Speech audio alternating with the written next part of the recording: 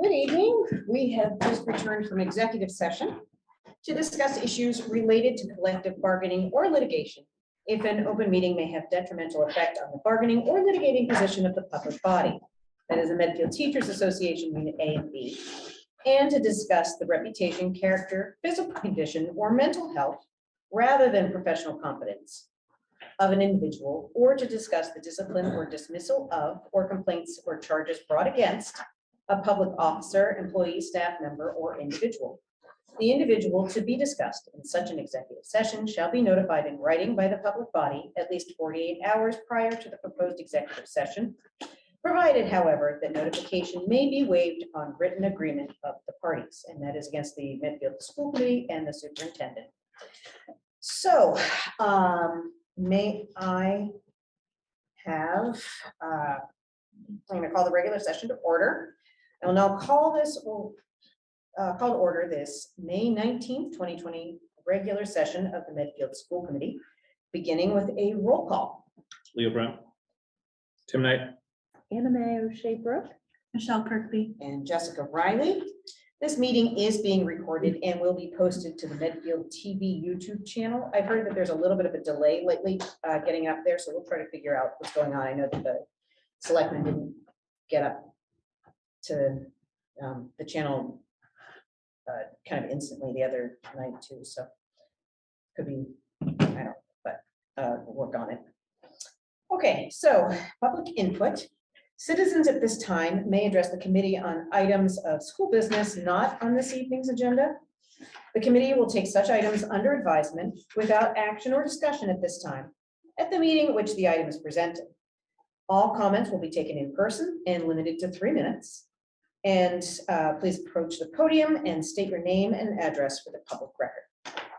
Do I have any public comment? No? Go ahead, thank you. Spots, 7 Curve Street. Just as we are looking at budget expenditures for next year, I think it's just really important to remind school committee that when you have a school attorney on board to provide services, that the school committee actually listens to the school attorney advice. A few years ago, when the open meeting law was changed and the public records law was changed, Attorney Andy Waugh had made some recommendations to school committee to put things on the documents on the school website to ensure that your public records officer name was posted where it was supposed to be on the homepage of your website. Those two, the name of the records officer is not there. It used to be, but it's not any longer. I also know that in your communications workshop last year, that it was mentioned by one of the school committee members that advice had also been given from the school attorney to stay off of social media and to be very careful with what is posted because in fact that becomes a public record. And in fact, the latest determination from the Public Records Division confirmed that you have an affirmative duty to make sure that you maintain, secure, and preserve government records throughout the records life cycle, and that includes social media posts that have anything to do with school committee business. And that has to be preserved and should not be deleted. So I just want to remind the school committee that if you're paying for attorney advice from the school attorney, that it would be in your own best interest to pay attention to the advice that you get and not disregard it. Thank you. Thank you. All right. So the next item on the agenda is to approve minutes for the following: the March 8th and April 7th joint meetings with the Board of Selectmen, the regular session minutes for April 14th and April 29th, and the workshop minutes for May 6th. Listed on the agenda were minutes for May 2nd. We did not actually hold a regular session on May 2nd, only an executive session on that day, so we will not be voting on those. So do I hear a motion to approve minutes for the March 8th and April 7th joint meetings, the regular session minutes for April 14th and April 29th, and the workshop minutes for May 6th?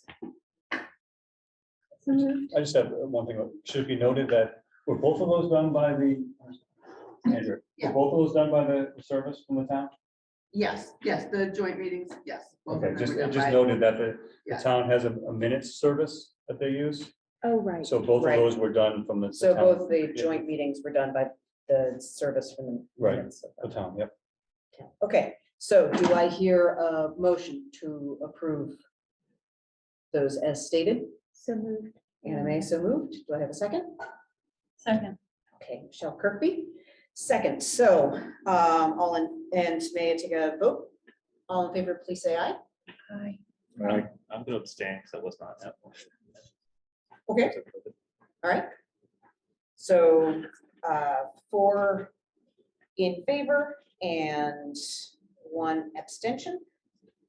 And then, with the committee's approval, I would like to postpone the approval of the executive session minutes for April 14th and May 2nd. Does anyone have an objection to that? No? Okay. Thank you. Okay, so now under new business, the first thing we will get to tonight is our annual school choice public hearing. Dr. Marson, would you like to explain that, and then we'll open that? Sure, so we're gonna open it first? Yeah, Yeah, sure. just open it first, okay. Okay, so we will now open the public hearing for the Medfield Public Schools fiscal year 2023 annual, I'm so sorry, I wrote that down wrong. Annual school choice public hearing, beginning with a roll call. So, Leo Brown, and Tim Knight, Anna Mae O'Shea Brooke. Michelle. Michelle Kirkby. Thank you, and Jessica Riley. So, Jeff. Sure, so each year, every school department in school district and the school committee is required to take a vote to not be in the school choice, or to not take a vote and then just be automatically put in the school choice list. I know we've had this conversation each year for many years, and Medfield has never been a part of the school choice program. I just wanted to share some information around that. So the Department of Ed always has they have something called DART, which is a way that compares certain districts and certain communities, and they put them together and group them together. So we're grouped with Duxbury, Hingham, Groton, Dunstable, Norwell, Pembroke, Situate, Westwood, Westford, and Wilmington. So all but one of those districts have all voted no for school choice. So they don't participate in it. Westford voted no 2 years ago and now voted no this current year. They're actually in the school choice program. Surrounding towns, I know we always like to talk about surrounding towns and what they do and what, compared to us. So I would say surrounding towns that have voted no for school choice, Dover, Walpole, Wellesley, Needham, Sherburne, Dover, Sherburne, and Norfolk, Rentham, Plainville, KP, Norwood, Canton, Foxborough, Hopkinton, Sharon, Weston.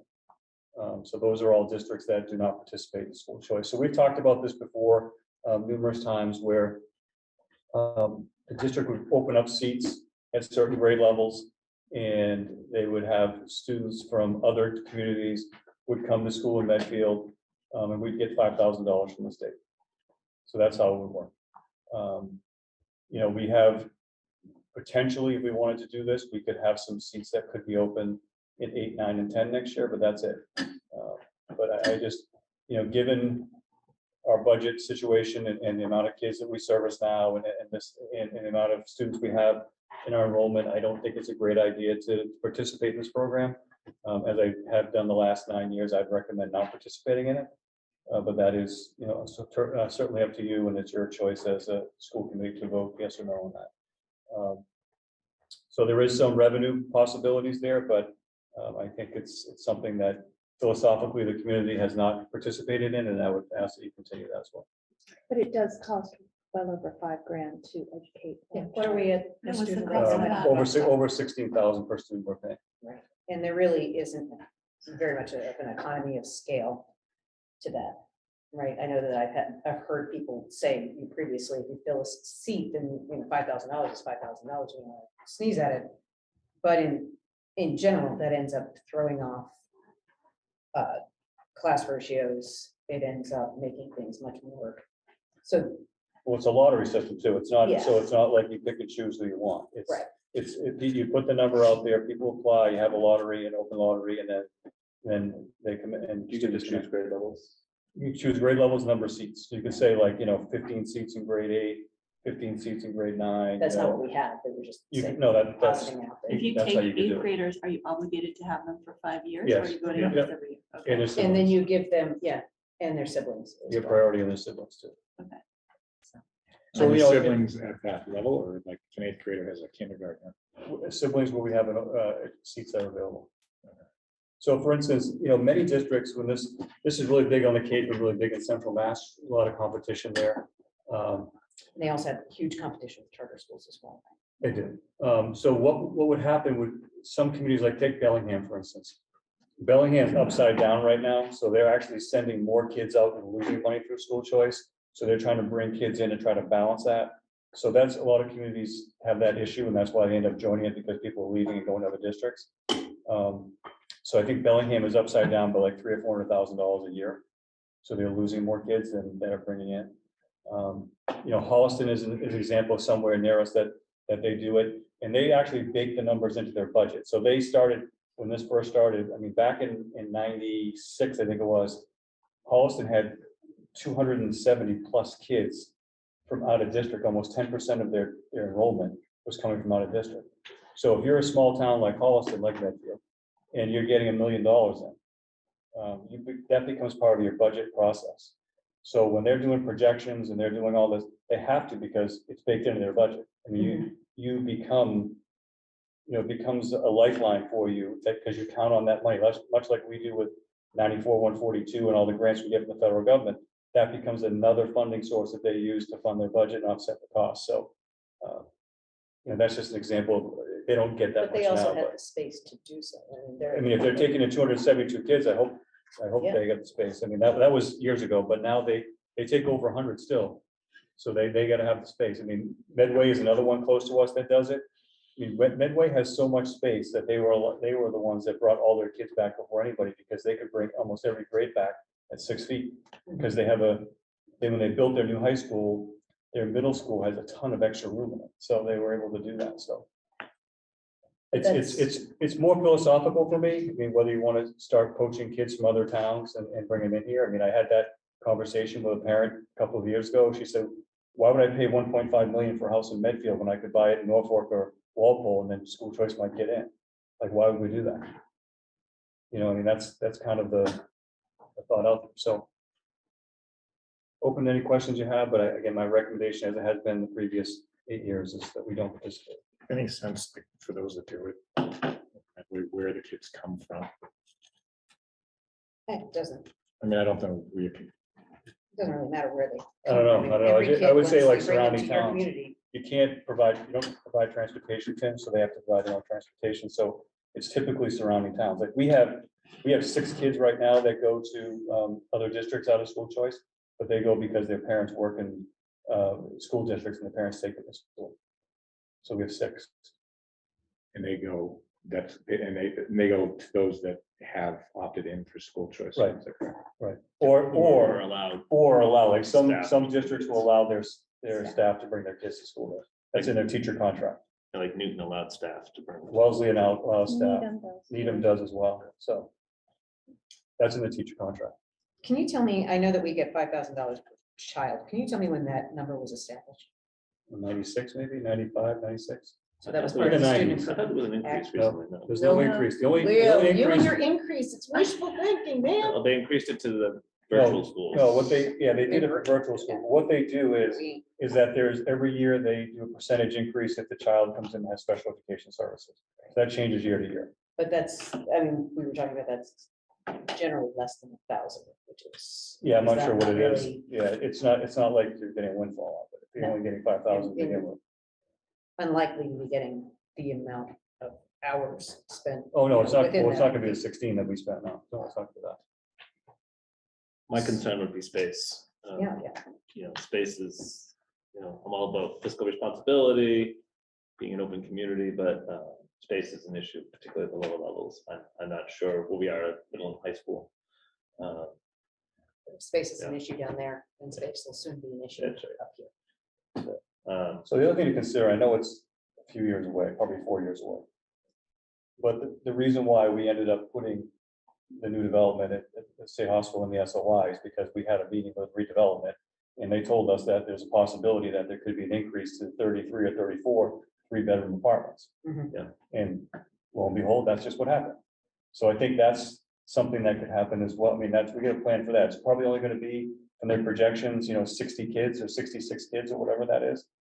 But you don't know where those kids are gonna move, what grades they're gonna move into, and that type of thing, so. And it's looking more and more like that would be an instant, that they're not necessarily gonna be doing a rolling projection or a rolling admission, or it's certainly not gonna be over a number of years. It might be potentially rather quickly, I don't know whether. because they were talking about opening it, at least when we had a conversation with Todd, talking about opening the development all at once, as opposed to, some of the developments, Yeah. like Park and others that are going through. Yeah, I just wonder, I mean, I think, Park, as soon as the section was done, the people moved in, so I'm assuming, I know that that's what the plan is, but if you have space, I don't know, if you're a developer, I don't know how you're gonna leave it open. Yeah. And let people are gonna go in. It I thought doesn't it was make any sense. peculiar, but in any case, it's more kids, and over time, we can absorb. That's what we do, because we can plan for them, but I don't know that you necessarily want to have the liability of then giving away what seats you have when you don't know what the future's gonna hold. It just seems like, in general, it's never seemed like a good idea for us. It seems like an even worse idea within these particular types of blocks, particularly when we're looking at new elementary schools and, projections around that and how we're gonna kind of manage that cost. So, But I'm and open just to so I the rest of the understand it, committee, please. so every year, if you're in it, you can at least reset. Like if we just said 8, 9, and 10 for 23. Yeah. Now we're committed to that through, the 8th graders graduate. Correct. But Or if each they year, should need then enhanced services till 23, we 23. could conceivably say, hey, there's X number of seats in a Mhm. certain grade. Mhm. You can make that choice. Right. As you go further down the line, you're increasing your tolerance of risk, because you Right. can get, you're probably Sure. gonna get more. Yeah. Yeah, I understand. It's Falmouth, when Falmouth High School was open, they projected to have a boom, and then recession hit. And it was almost double the size. They built it for 1,800 students, and they had 900 enrolled. And school choice was their way of trying to get bodies in that, in that facility, in that building. So, I mean, and that's not the situation we're in. It's just not. Sometimes it's also in smaller populations in Western Massachusetts where they refuse to regionalize their districts, but in order to maintain enough students and income to the district to keep the school actually open, so you have enough teachers to actually teach. Those are other areas where school choice has played a role, and that's happened out in the Cape and in Western Mass, in smaller communities together, like the Granville area is very large on that. Yeah, to your point, Leo, so Falmouth, this current school year, they've received 162 kids. But they also sent out 72. So that's kind of the thing. When we look at the Cape districts, all this balance back and forth. Central Mass and the Cape, they're losing and bringing in, losing and bringing in. That's how they survive, because this money is their revenue that they use to offset costs. Does the committee feel as though they've had their kind of understanding of this, and would you be all right with me opening to public comments? So if you have public comment on school choice, please come up to the podium. And this can be a question and answer. Chris Potts. I have to say, I mean, every year I come and I make the same points. This year I discovered data that's on the DESI website that shows how much that Medfield has actually paid out in school choice dollars that we paid to other districts. And since 2015 to 2021, we have paid out $316,829 in tuition because of students leaving Medfield to take advantage of school choice and go elsewhere.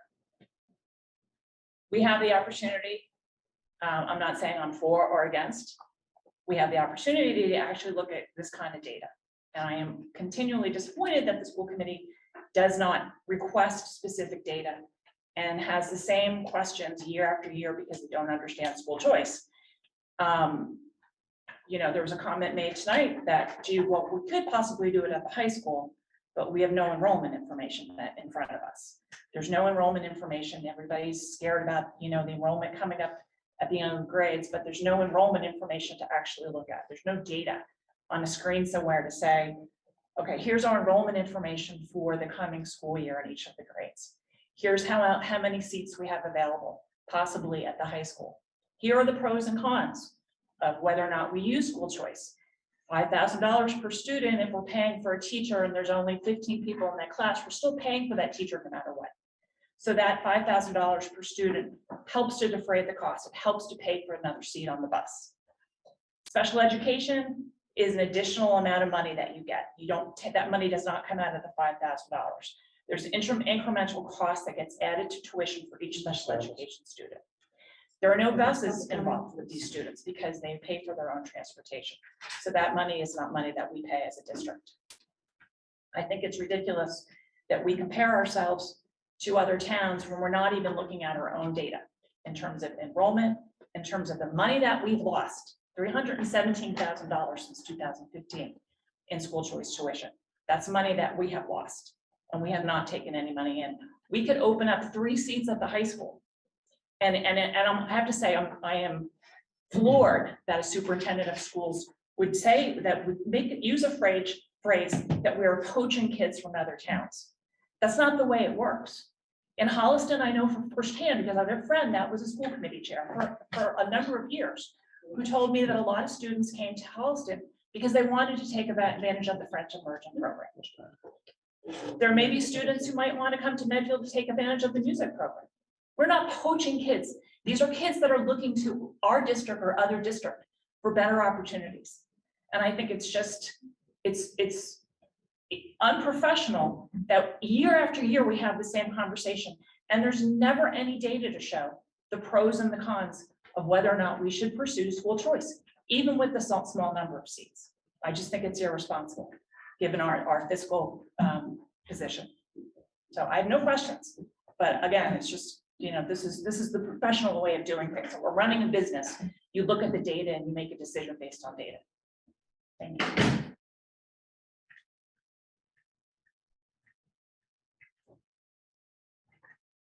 So does the committee have any other thoughts or considerations?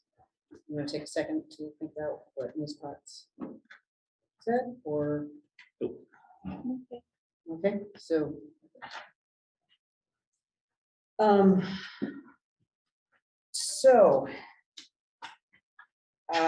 Without further conversation or input,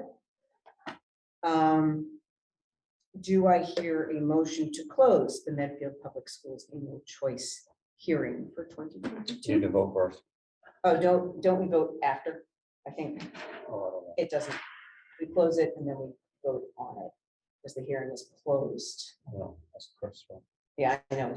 I've heard it before. I'm pretty sure this is how Chris told me to do it. Okay, so do I hear a motion to close the Medfield Public Schools? Actually, I have to tell you, the selectmen for their hearing did it both ways because they Let's do weren't sure. both ways then. That's a good Yeah. idea. Yeah, so both. No, I'm just going to close it. To close the Medfield Public Schools annual school choice hearing for 2023. This is the 22 year, but the school year Yep, 2023, FY23. Yeah. Do I hear a motion to close? So moved. So moved, Leo. And do I hear a second? Second, Anna May. Anna May. Okay. All in favor to close the hearing? Aye. Aye. Aye.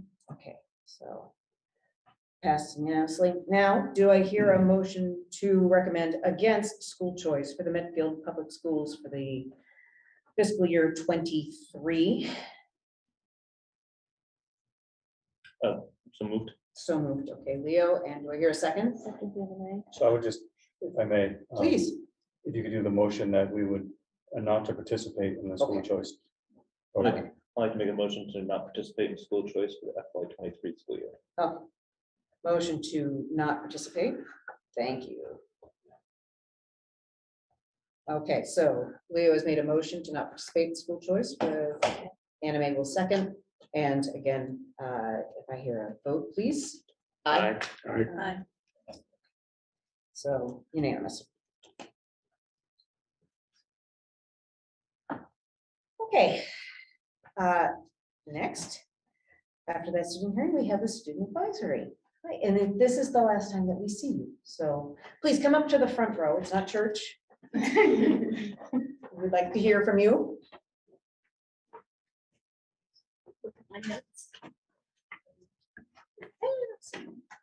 You don't even have to sit in class. It's okay. So you guys have been with us all year. Thank you so much. I really appreciate it. And it's been such a great experience. I'm glad that we were able to kind of talk about a lot of things this year and that you've been so willing to give your participation. It's really been so helpful to us. It's given us ways to kind of go back, and think about things that I think have impacted how we think about budget and how we think about the things that are going at the high school. So, why don't I go with you, because it is your very last one. And you were No, it's so sad. I know. All right, just announce your name, so you know the world knows. My name is Catherine Waters, And I am and a senior I'm a senior at Medfield High School until Thank you. tomorrow. until tomorrow. Well, I'm graduating in June, but Yeah. But tomorrow's my last day. So bear with me. I have a little bit. This is really busy last couple of months. So as you know, that seniors are winding down with their last day tomorrow. May 2nd through May 13th, all seniors and juniors in AP classes took their AP exams.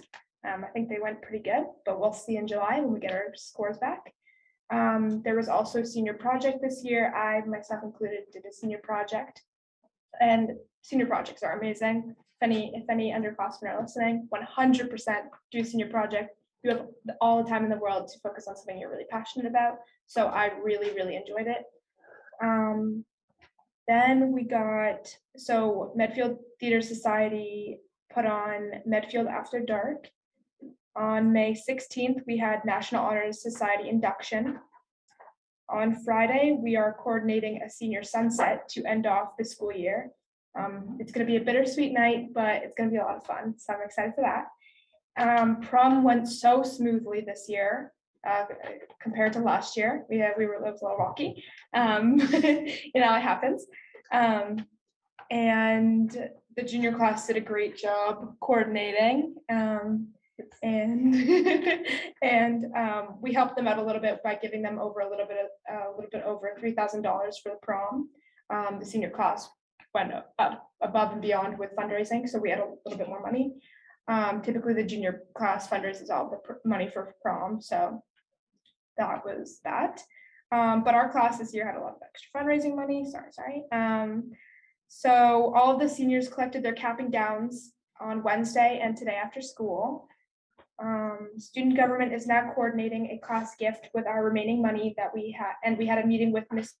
Fitzgerald and Mr. Parga as well, as our advisors to discuss the logistics of that. There's so much that goes into that, so it's definitely like we got to kind of figure all that out. But the meeting went really well, so that's nice, and hopefully we can give something to the school as a goodbye. On May 23rd and 24th, there will be community service days for seniors who need to make up attendance, be exempt from final exams, or participate in sports. They and all of those people will attend these service days, but senior project people don't have to, so that's really nice. And senior project people also do not have to do final exams, with exception to AP exams. On May 25th through the 27th, there will be final exams for seniors. And then we have the Hannah Adams Club Tea on May 31st. And the senior coffee will be on June 1st. On June 2nd, there will be a graduation rehearsal, and I personally will be giving out letters to our future selves that my mom coordinated in 5th grade. She did it all by herself, and they've been like lost in the closet somewhere. She never told me where they were. She knows me too well. I was gonna snoop through them anyways. But I'm so excited, and we're gonna manage to find all the people that moved away or go to different school districts and get them their letters as well. Hopefully I wrote something good. Hopefully I wrote something You were juicy. 10, I'd say but- self-mercy is really important. So I'm like hoping it's pretty good, pretty interesting. Because I've never seen mine. I still haven't seen mine. Ridiculous. Senior recognition night will also be on Thursday, June 2nd, and all scholarships and outside awards will be presented. Class day is on June 3rd, which is also my birthday. I'll be turning 18. And on the same day, we also have senior night at Fort Dix. Graduation is on June 5th or June 6th. I might have the date wrong. 5th, okay. And will take place on the turf. Following graduation, there will be a tour of the all-night grad party for only families and no graduates. And then all-night grad party is at 9 p.m. on June 5th. So excited for that. Only heard great things. We also have a rain date for graduation just in case, which will be on June 6th if needed. And just one little concern that I've had is some parents, including my own, are a little concerned for like the seating at graduation. It is first come, first serve for seats, so parents are a little bit concerned for how that's going to go down. So maybe in future years, it's something to look into a little bit. I know that student government might be able to help out with that a little bit. I know I would have been willing to, but I had no idea that was a thing. Sorry, Catherine, what are you suggesting, or what's? Maybe just like ahead of time tickets or some sort of like free or something, just like to register in so you can get a seat for graduation. So your family can be on the turf Yeah, part. of yeah, the because field I'm pretty instead sure of up in the- there's the turf seating, and then there's also you could be in the bleachers. I believe. I know my mom, she wants to be in a seat with a back. That's the only thing. I don't know. Maybe if there was some, I don't know. Maybe the first come first serve is a good idea. I don't know. We'll see how it goes down on graduation day, but We've done it like that up until the pandemic. Yeah, It was like that, yeah. so it's worked pretty well. okay, Yeah. Everybody, Yeah, yeah. people come early. Okay. It tends to Yeah, kind of that's work out. okay, good, good. Yeah. Yeah, I don't have any older siblings, so Yeah. we didn't really know, but You just Alright. send one person with a bottle of water. yeah. Who is approximately as tall as the number of seats that you need, and you Mm, just just lay lying across it. down, right. It's like Christmas. Yeah. At mass. Perfect. All right, sounds good. And that's all I have for you today. What was your senior project? Oh, so I run Active Binds, and I started it with Catherine's older sister. And I am super passionate about mental health. It's all mental health and mental health awareness, reducing the stigma surrounding mental health and mental illness. And so for my senior project, I decided to create a guideline handbook type thing for all students who currently run a club, or maybe in the future if they are hoping to run a club. So kind of like, the people to reach out to, who like how to talk in front of a group, and how to like not make it so much of a chore, but something you're actually passionate about. So that's kind of what I'm doing, but it's been a lot of fun. I've loved it. That's great. Thank you. Now, is the senior gift top secret? No, I wouldn't, actually might be. Okay. We're still trying to figure out, like, there's a bunch of little things that we do because we have a lot of money. So we want to make sure that we're giving a gift that will be really worthwhile and also not a chore for future classes or faculty. So that's been a little bit hard to kind of configure, especially because all of like the senior gifts so far have been so great. So that's kind of, I mean, we're trying to figure out some different type of things, but you'll figure out on graduation. When you did Active Mind, did you meet with Jim Johnson, Kyle Care? Yes, I did. He Wonderful. gave us a grant. $1,000 grant. Yes, and it was so great, I super met with helpful. him and the Jed Foundation the other day. Oh, really? Great people. Yes, Really, really good. people. yes. And So they great. were actually excited at the work you guys were doing. I Oh, shared with them great. the work around the fair, the mental health Oh, fair. and yeah. He hadn't heard about that. He loved it. Oh, great. So- Yeah, we try to stay super close with Kyle Cares. phenomenal. They're great people. They respond so quickly, and I really value that. So when they're able to get back to me super quickly about project I'm doing, Mhm. it's super, super helpful. Can you give me a quick snapshot on Jed and the, So Kyle Cares. Kyle Cares is a nonprofit that's based out of North Attleboro, actually, that is named after a student that died by suicide from North Attleboro High School. His dad runs it. Very passionate. I think it's the 4th year that it's been active. And what they do is they try to vet all the organizations because we get bombarded with lots of information about SEL and mental health, and they try to vet the organizations. They've picked a few organizations that work with JED Foundation is one of them. Active Minds is another. Mind Your Mind is another. We've had them at the high school as well. So he just does that, and then he supports the kickoff. So when we wanted to do a kickoff of Active Minds, they provided a grant to the high school and our students to start that process. The JED Foundation is out of New Jersey, or New York, and they have developed a framework of how to bring SEL to schools and do it in a way that is K-12 and really in an effective way instead of doing it piecemeal and so on. So they work with Kyle Cares as well. They come in, they do surveys, they do assessments, they do a need assessment in the district, and they come in for a couple of years and do some work. So also a really good organization that does some great stuff. They're only in a few, they're only, I think, in 3 schools in Massachusetts right now, but they were recommended by Kyle. They were at the same meeting with us, so. I look forward to all of that. Thank you so much. Of course. Appreciate it. And congratulations. And you're going to get you're going for your VSW, right? Or social worker? Or did you Yeah, decide to go social somewhere else? work. So I'm going to Syracuse University in the fall, and I will be majoring in social work and then hopefully switching over to do some psychology work and hopefully be licensed in something. So, You're that. still trying to figure that out. Social workers were off just. Thank you.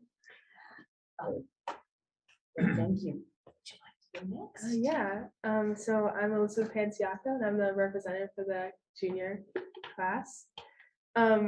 So our time right now is not nearly as exciting as the seniors, but we did have prom and that was a lot of fun. It was a huge success and everyone had a lot of fun. And another thing that happened, Mr. Marsden mentioned the mental health fair. I just wanted to say that there were like dogs here, like emotional support animals, and it was just like so fun. You just got to like pet them and like there were puppies and everything. So it was just like, It was awesome. yeah, it was really nice. It was a super good like awareness spreading like event. It was really nice. The juniors, we have a lot of school going on right now. We are focusing a lot on college. We just switched from Naviance, which is the website or like program we use to organize all our college information, and now we're using something called Score, I think.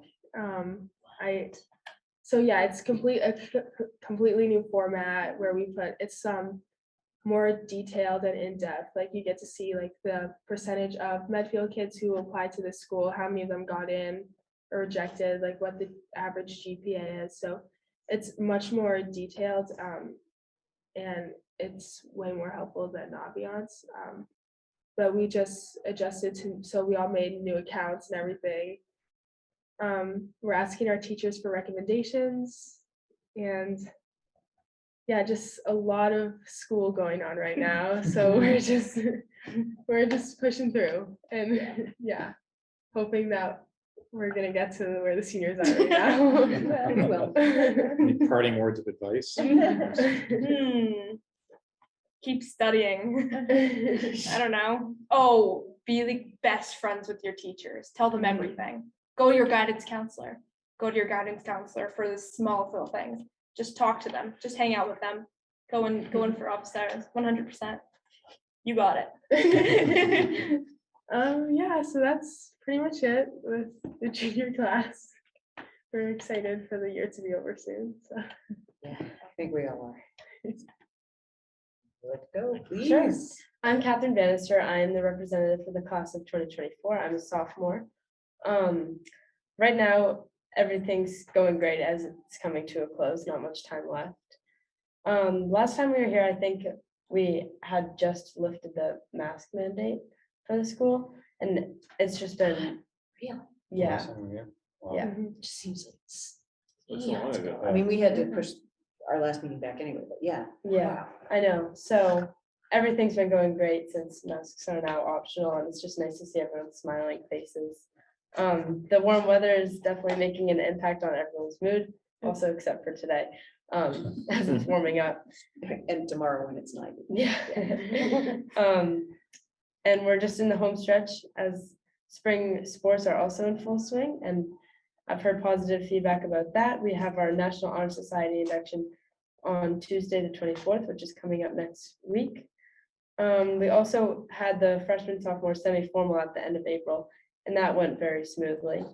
It was nice to have our first high school dance as a grade, and also nice to have an event in school as a grade without masks required.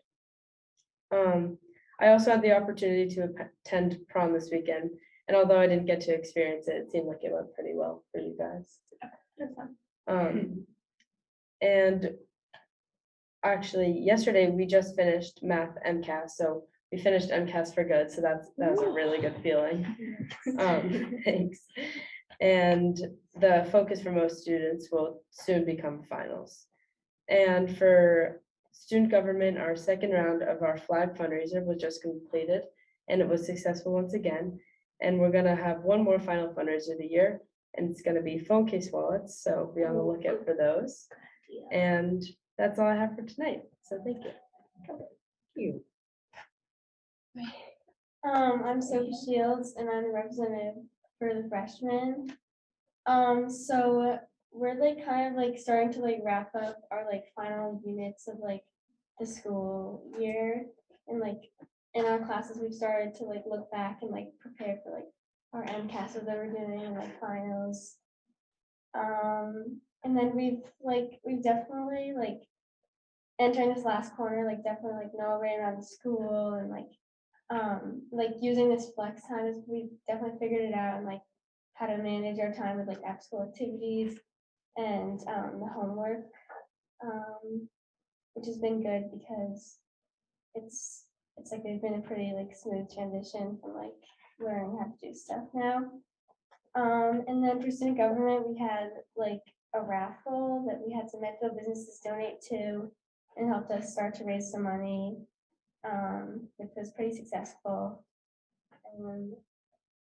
And yeah, like they did good sending. That's pretty much it though. So can I ask you, I remember when, and this is something that I think almost every freshman would express in one way or another, when they come in, they're like, oh my gosh, this is like drinking from a fire hose, or that it's hard to transition no matter how many supports they put in. Can you tell me when you started to feel like your class, you don't even have to tell me about you, but can you tell me, and the rest of you, can you tell me where in your freshman year you felt like, okay, I think I got this. Like it's not as hard. The transition is better. I kind of feel more settled. Like around where in the year do you feel like that happened? Do you remember, or was it just a process? I feel like probably like after like the first quarter or something, like you start to like understand, like this is our first time like grades and stuff, so it's been like a big adjustment, but like I feel like we kind of adjusted it well. Do you guys, I mean, you guys to some extent had the craziest like freshman or junior. I mean, so it's really hard to kind of remember to that point, but do you have a sense of, you were able to at least be here for the first kind of quarter through your freshman years? Do you remember around where that, or is that so far in the rearview mirror that you can't remember? Because I'd like to be able to like, well, first of all, I do have an 8th grader who's going to be going into the high school, but also I think it's really important for parents and kids to know that it's not what you walk into in September and those feelings, but it does often get much better. There's a time that gets under your belt. But do you feel like and that there's a time to maybe be asking for help if you don't feel like things have gotten easier or you're a little more comfortable? Like where in freshman year do you remember feeling that way or having that, or your classes? And it really doesn't have to be self-disclosure. Do you have a sense of when it became more comfortable? Yeah, I think I had a year, my freshman year was COVID free. So I definitely had the real and raw freshman experience. And from what I remember, like I was not so much thrown off by the workload, but more seeing the high schoolers and like the seniors walking around with beards and like that freaked me out. And I was like, what is going on? Experienced that in my This own is home, all, and it I is was like, disconcerting. mom, like, I don't know what's going on. There's a boy in my art class has a full grown beard and I don't know what's going on. I don't know where I am. No, but I think for me, I found that, like Sophie said, first quarter to second quarter, I was really transitioned. And I remember in middle school, I could not find my way around that place forever. And high school was super easy for me. And I think it was easy because we have the nice hallways that are categorized by studies. And so for me, I think it was pretty smooth, except for the beards, of course. Right. But other than that, it was pretty smooth. Yeah. What about you And guys? I don't want to discount your experience, but it was very different with Yeah. Sophie's for that first year. So, Poor Sophie. in terms of work or whatever else, do you feel like there was a point where? No, I mean, it's almost like it's hard to tell, right, for you guys probably. Yeah. So much of that was so, Yeah. you were in the spring of your freshman year. Yeah, I'd say like by the time like we really got adjusted and everything, that's when like COVID Mhm. hit. So I honestly, I'm gonna be honest, I don't really remember. Right. My I think a lot of freshman people don't year remember before all of quarantine, that. so yeah, I don't know, not And much you, help you're with that. I know, I mean, ours is online, so mine was pretty crazy, but I'd probably say first or second quarter. Yeah. I mean, by halfway through the year, I feel like you're comfortable and set. Adjusted to things. Because I think sometimes it's really good to help people, parents and kids, to adjust their expectations that, it does get better. And there's kind of a process to it. And if it doesn't get better, where to go and how to get some support around that. Because it can get better, it should. Yeah, and also, I feel like the adjustment isn't like, it's a big adjustment, but it's not as drastic as people like think it is. Like, I feel like a lot of 8th graders and their parents get like super nervous about the big jump. But it's like you have a great community around you to help you like get through it. So I think it's very doable, and it's not something that anyone should be nervous about or anything. We will be, but it, like all changes, you kind of end up falling into it too. I just can't thank you guys enough, the work that you've done this year. Does anybody have things that they'd like to talk about or ask? Have a great summer. Wonderful You summer. That's good. Sounds Have a like great life. It sounds like you made the best out of this year, which I think is really exciting. And that's the part that I'm happy to hear. And and it's obviously if there's anything else that could be better, from freshmen, this don't be afraid to share it here. Whether it's less beards on people, Yeah, please get them to shave. No,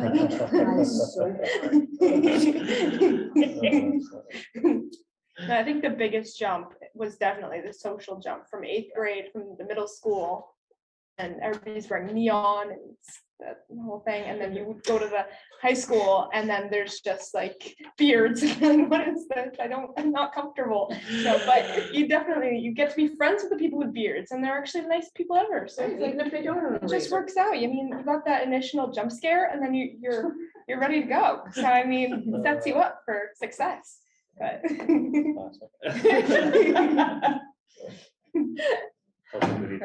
I'll say, and I'm glad I shaved. Next couple weeks. No, I love the enthusiasm across the board. I think we all know it's tough to be in school, in middle school, high school the last few years. So I appreciate you coming here. Each one of you said, hey, the year's been great. We know it's not always great, but we want to hear the good and the bad, but I think enthusiasm and positivity is a great to see and hear. So thank you for that.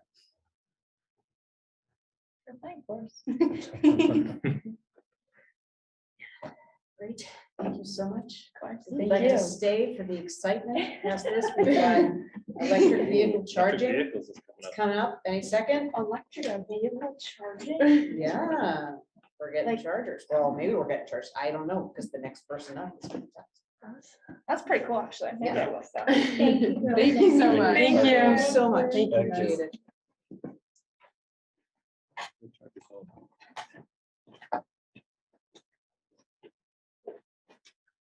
Get an electric vehicle. Is it a conflict of interest if I just?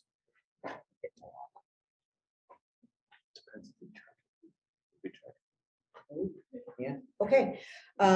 So thank you so much to them. They really are such a joy. And I look forward to next year's group. Come on, come up. Hi. The next thing on the agenda is this is Susan McPhee. I'm gonna have Jeff and Michael introduce her, and she is from Eversource to talk to us about electric vehicle charging stations. Hey, thank you. So Susan McPhee works for Spark Energy. She's the consultant for the town of Medfield, appointed by Selectmen. And Susan's been working with Amy. Unfortunately, Amy can't be here. So the last few weeks, Susan and I have been chatting about different projects here in town that we can take advantage of. We'll get into that a little bit later. But for tonight, the main purpose is that we identified 2 locations where we can put charging stations for vehicles, for electric vehicles on school property. One would be located at the middle school, high school campus, and the other one would be located at Wheelock. So Susan's going to just talk about a little bit about that, answer any questions you have. And if there's any questions I can answer, I'll jump in. So thanks for the introduction, and thank you very much for your time. I appreciate this. You guys have a lot to do. So just a tiny bit about me. I just started working with the town in the fall. I'm an independent consultant. I work with 7 different municipalities about energy conservation, things to do with sustainability. So basically my experience, I actually started as a volunteer in another town, and this became a passion and then became a small business. And now over time, it basically is the 2 hard box in so many different communities that it goes from DPW to town manager's office, then maybe to planner, and it never really lands anywhere because it's always too hard. So I took the 2 hard box in one town, and then the town next door said, wait, you could have ours too. So it's turned out to be really great because it's a passion of mine, but it's not necessarily a passion for everybody in municipal government. So what we're here to discuss tonight, and hopefully we'll discuss many things over time, but I've been working with Medfield Energy Commission, with the town manager's office, with Mike, with Amy, and there's a really great laundry list of all kinds of excellent projects that we can do. But the first thing that we did was apply for a Green Communities grant that we were awarded. And one of the, I think there's 8 lines on the grant, and 3 of those lines are for EV charging. So we have money from Green Communities to pay for the equipment for the physical charging apparatus. But it turns out that's the least expensive part of this, but we have that for free. Now, the other good news is Eversource has a program called Make Ready. Most of the utilities in the state do, and it's kind of a gentleman's agreement, I think, with the state, that they will come to municipalities and do everything that it takes to create that space where you can plunk the equipment down. And that tends to be $15,000 to $50,000 up to $100,000 worth of work just to get from the power source, maybe upgrade the power, trench, go through curbs, go through driveways, stub it out, run the conduit. All that stuff is actually much more expensive than the equipment that you plug in. So we've got the equipment for free. And then Eversource, this program actually ran out of money, but we're really lucky. We're the only town left in the state that has money set aside from that Make Ready program. So we want to get that in place. So that's what we're asking you to please vote favorable action so we can take advantage of the free money. The legislature still has to reapprove the next tranche of funding. So we want to get this done now so we can close out this grant and then reapply again in the fall and do other exciting things like rooftop units and other really thrilling things that nobody ever sees. Anyway, so that's why we're here. The Make Ready funding is available and set aside to support 3 locations in town. One is a municipal location that the selectmen voted favorable action last week. And then the other 2 sites, one is back here by Pound Street, so it would serve both the Blake and the high school. And the other one is at the Wheelock, and it's actually between the school and the playfields. Amy had said there's places that people tend to park during games that aren't official parking spaces that DPW was going to make into official parking spaces anyway. And it's right near a transformer. So we walked this with Eversource. Eversource is like, yeah, we want your 2 brand new spaces right next to the transformer. Thank you very much. And then it would be towards the Pound Street and do I have that right? No? Correct. Because that's really near a power pole and it's much easier for them to pull the power from there. So those are 2 locations we're talking about. So in essence, all the infrastructure is gratis. In terms of what the ongoing costs are, that is really variable depending on how the town decides to move forward. So there are a lot of different philosophies in the different towns around here. And I don't think we need to decide that tonight. I think the idea tonight is just, do we want to provide EV charging? And then over time, what we can do is have like a show and tell of equipment. What do we want to buy? Do we want to make it just bulletproof and give the electricity away? Do we want to have credit card, opportunities so we can have people pay for it? Do we, there's all kinds of other decisions when we actually buy the equipment. So the next step, I think, would be a show and tell to say, here are the different options. So first we decide if we want a yes or no, and then we can move forward with the infrastructure. Then we decide, here's a show and tell. What do we want to buy? Do we want to charge? Because it's expensive to have the Wi-Fi and the credit cards and so forth. But we don't have to decide that tonight. So you make a decision about all that in kind of a future decision making. And then if we're going to charge, how much are we going to charge? Do we charge by the hour? Do we charge by the kilowatt? So forth. So it gets a little complicated. I have the data on that. There's a lot of communities around here that have a lot of chargers. So just to give you an idea in terms of peer communities, shared a little bit of data. Natick currently has 19 different locations where you can charge an electric vehicle. Norwood has 8, Wellesley has 12, Dedham has 3, Needham has 5. I can go on and on, but this is definitely the wave of the future. And what's happening in other schools, just from sort of hearsay, is this gives your staff an opportunity to buy an electric vehicle, because where gas and gas prices are going crazy, electricity is, relatively speaking, a much more stable price. So in general, if you're driving an EV, you're paying predictably under $2 a gallon equivalent. So for a teacher who's not making a fortune, who might live a ways away, this is a great option to be able to, in general, you charge at home like your phone, but when you get to work, you might want to top up. And in other schools, what we're finding is, the teacher in this wing is texting the teacher in that wing saying, hey, at break, could you move your car because I need to recharge mine? Because these are great commuting options, right? It's inexpensive and it's really great for the climate. It's really great for saving carbon. So the final point that I would make is I really urge that you vote favorable action, because it sends a great message to students. Our students are stressed, and one of the big stressors is climate. And what are we doing about climate? So if you put chargers out there, you're sending a really strong message to your students that you care not just about their education, but about their worries about the future and about climate and what are we doing about it. So it says, we support every facet of your life. And I think it's an important visible message to send. And I've actually had feedback from parents saying, oh, that's great that, now we can see this in the parking lot. And so also students might want to charge. So who knows? If that's regulations you guys will need to make up as you go on. I guess I have questions.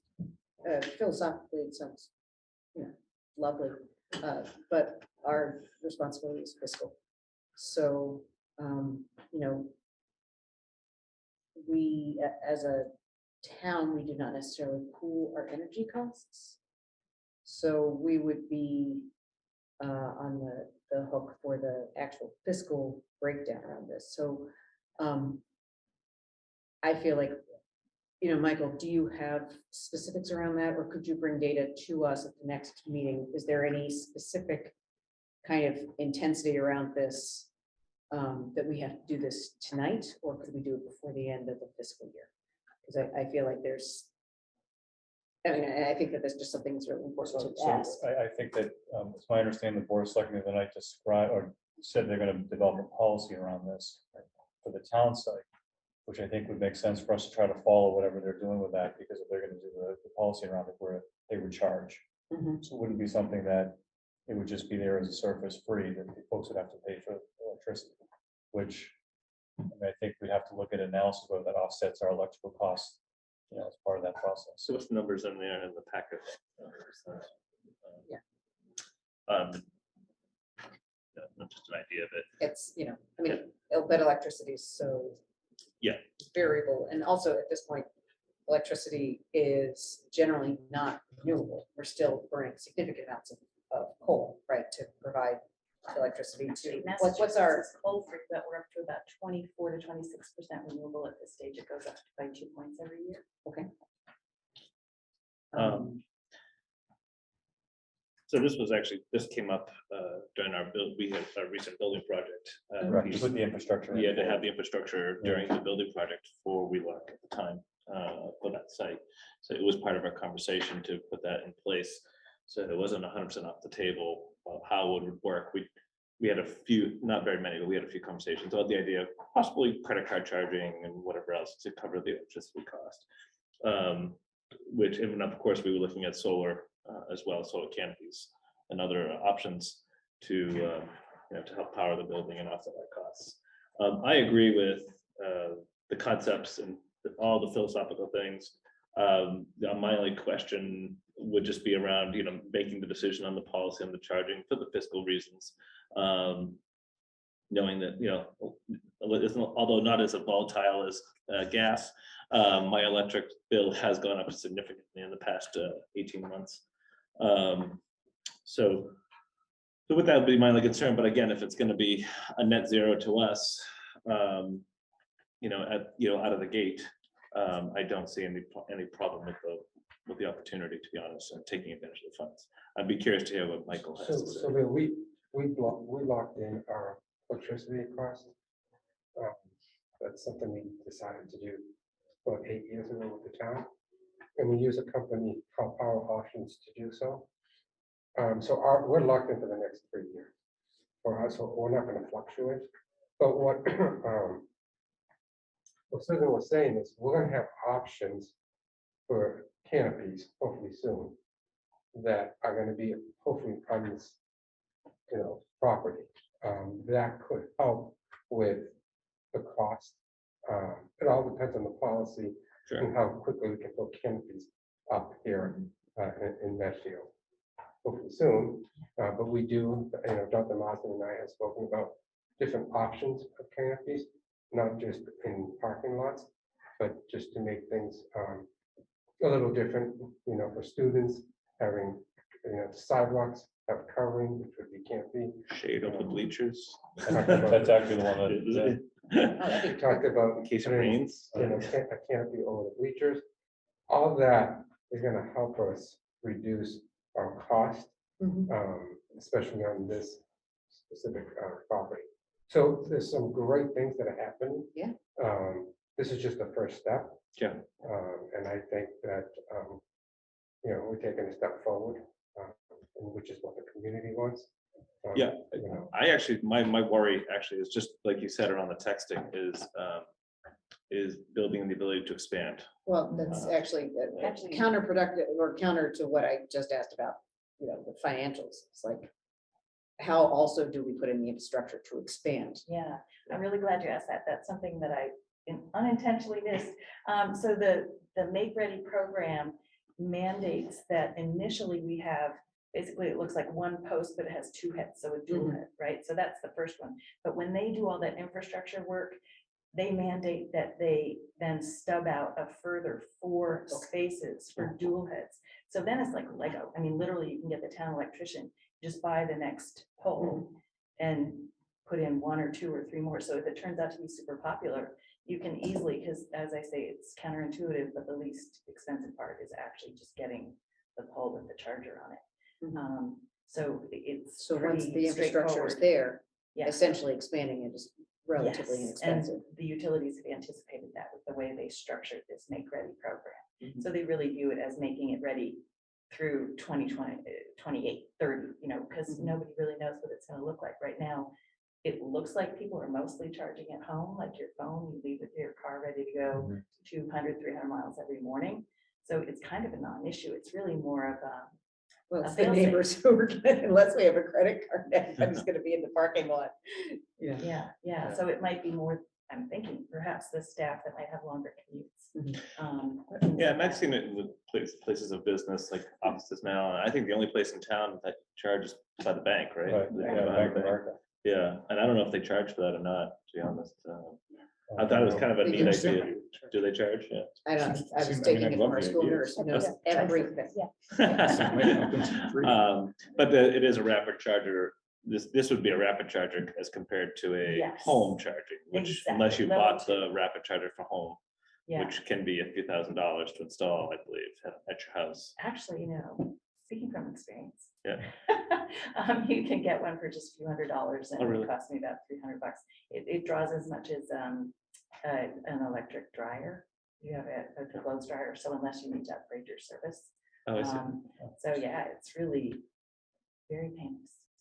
Yeah. That might have been the most really not informative thing you told costing me us today. anything now, because we've got Correct. the equipment, we've got the grant, Correct. and then we would most likely charge for this or to Yeah, offset, who so. makes that final decision on charges, how we charge? Yeah, do we own it because it's on our property or does the town, how's that going with the select? Depends on What's the the select property. division? Newly Exactly. acquired electrical vehicle. It would be, if it's on school property, it would be your jurisdiction. Yeah. Because it's a financial matter.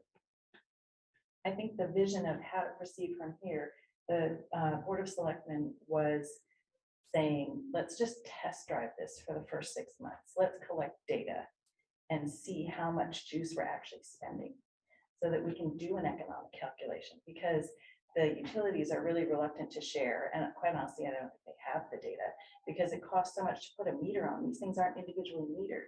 Right. So it's really a lot of guesswork. Mhm. Other than if you can get the credit card records for the places where people are, paying to charge. And those are the people we would have come to show and tell, when you want to, do you want to buy this pole or this pole or this pole? And they're very reluctant to share information. I called yet again, preparing for this meeting, and those people are very tight-lipped. They do not want to share information, but there are a couple of dominant companies in this area. We can talk to everybody. We can go from, the simplest no charging all the way to, collecting all the data, charge card facilities, they come and take care of everything. So we can look at all that. So I think the next steps would be that the Energy Committee, Medfield Energy Committee, we might start with the show and tell with them, and anybody who wants to come along from anywhere else, obviously welcome. And there are so many brilliant engineers on your committee. Oh my gosh, your town is really lucky. It's an incredible pool of talent. Anyway, so all those people would be asking the questions and, making their lists and checking it twice and coming up with a recommendation both to school committee and to select board. This is what we recommend. This is why. But I think with the idea that maybe for 6 months, we capture the data, see how much people really are charging, and then balancing that with how much would it cost to run that system versus give it away, so forth and so on. And then we've got, war in Ukraine that's making energy prices go nuts. Right. So I think it'll give us a chance to let all these things settle So down. there are proposals for on school property and there are proposals in town. Did I see something near town hall or something or other? Correct. On the behind map. Town Hall, Okay, On all right. the James Street lot. Yes, yeah. And what would they go in, do you know? So this grant, I'm hoping to close out by the end of August, so we would install over the summer. So I want to close out so we Looking can at find get charge. more money and do more Yeah. work. Looking to hook up? Do we have thoughts about long-term maintenance and repair? How You that can comes get about? service contracts, which I highly recommend. Or the town can, if you buy, there's some really simple ones. I'll give you an example. The city of Waltham decided they would rather get something completely idiot-proof and not charge for electricity. So, like bike locks that coil up. So if you go to Waltham, you pick up the charger and it feels like a weight, because then you're carrying that huge bike lock back to plug in your car. But they have had no problems at all with any vandalism because it is just the simplest, most heavy duty thing they could find. And so that was their approach, and they absolutely love that. That one's called Watzilla. You can get them to come talk to you, but Watzilla will not charge. They will not put a credit card. They will not give you data. They don't even collect data. They are just putting juice in cars. That's it. So that's one end of the spectrum. And then the other end is we want data, we want credit cards, and then you can get everything in between. Yeah, I was curious if there's a way to even just click, have people use their phone number, plug in your phone number and charge it for the 6 months, so you can see how many unique users plug in, and how much they're averagely using it. Because it's good, would be nice to know how many different users are using it as opposed to, and as well as how much juice. So because you can see how many customers you have, I guess, per se. So I'm happy to share that when we have show and tell. Please come along and you can ask all the questions. I love it. That sounds cool. I'm in full support of it. I don't think. Yeah, I think it's great. why We would you make go sure that we no? have all the data, though, and the questions that we're actually. Sure. we need What, to know. like, why would other towns, when you've seen this, what are some of the plausible drivers for people saying no? I don't think people have said no as much as they're thinking, if I don't have an EV, or my town, if the building inspector doesn't have an EV, or, until there's a town function. Some towns are kind of waiting until we're starting to buy electric vehicles as a town to provide chargers in the town. And then conversely, and then some towns are power and lights, so that they're not part of the whole make ready. They don't get any of this money. And they can't apply So for like grants. Norwood wouldn't be getting So any some part of of the, this. some of the towns that have zero are power and lights. Then again, some of the power and lights like Wellesley, they're like, we want an EV charger every single place we can put one. So it really is almost a town Rorschach test. They're like, what are the values of the town?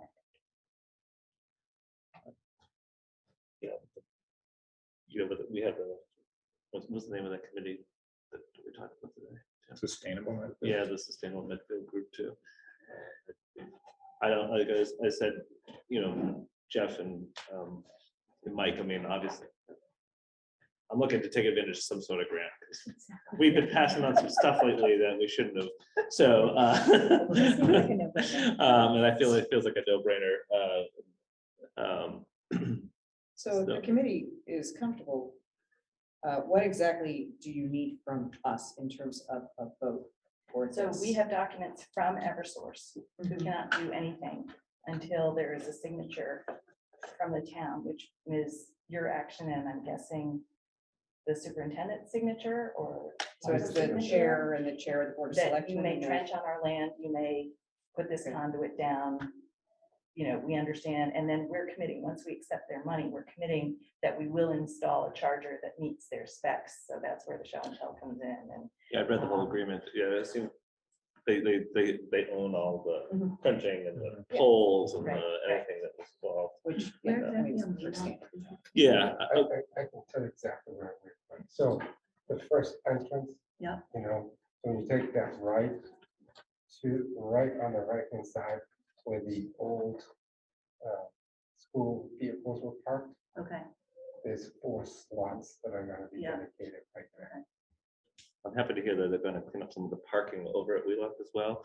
Totally off subject, but people continue to take that right in the loop going against traffic. I just need to take. Put it take on that concerned white citizens. line. I'm not on concerned citizens anymore. I did myself a favor. So anyway, other side. Yeah. Yeah. So Dr. Morrison, you're comfortable with this as well Absolutely. fiscally? And okay. All right. So it would, in essence, I'd be asking the committee to give us, or give the chair and the superintendent permission to sign. Agreement with Eversource. Correct, to both, maybe to sign the agreement for Make Ready and also to accept the grant funding for the chargers. Okay, equipment. So I'll make a motion.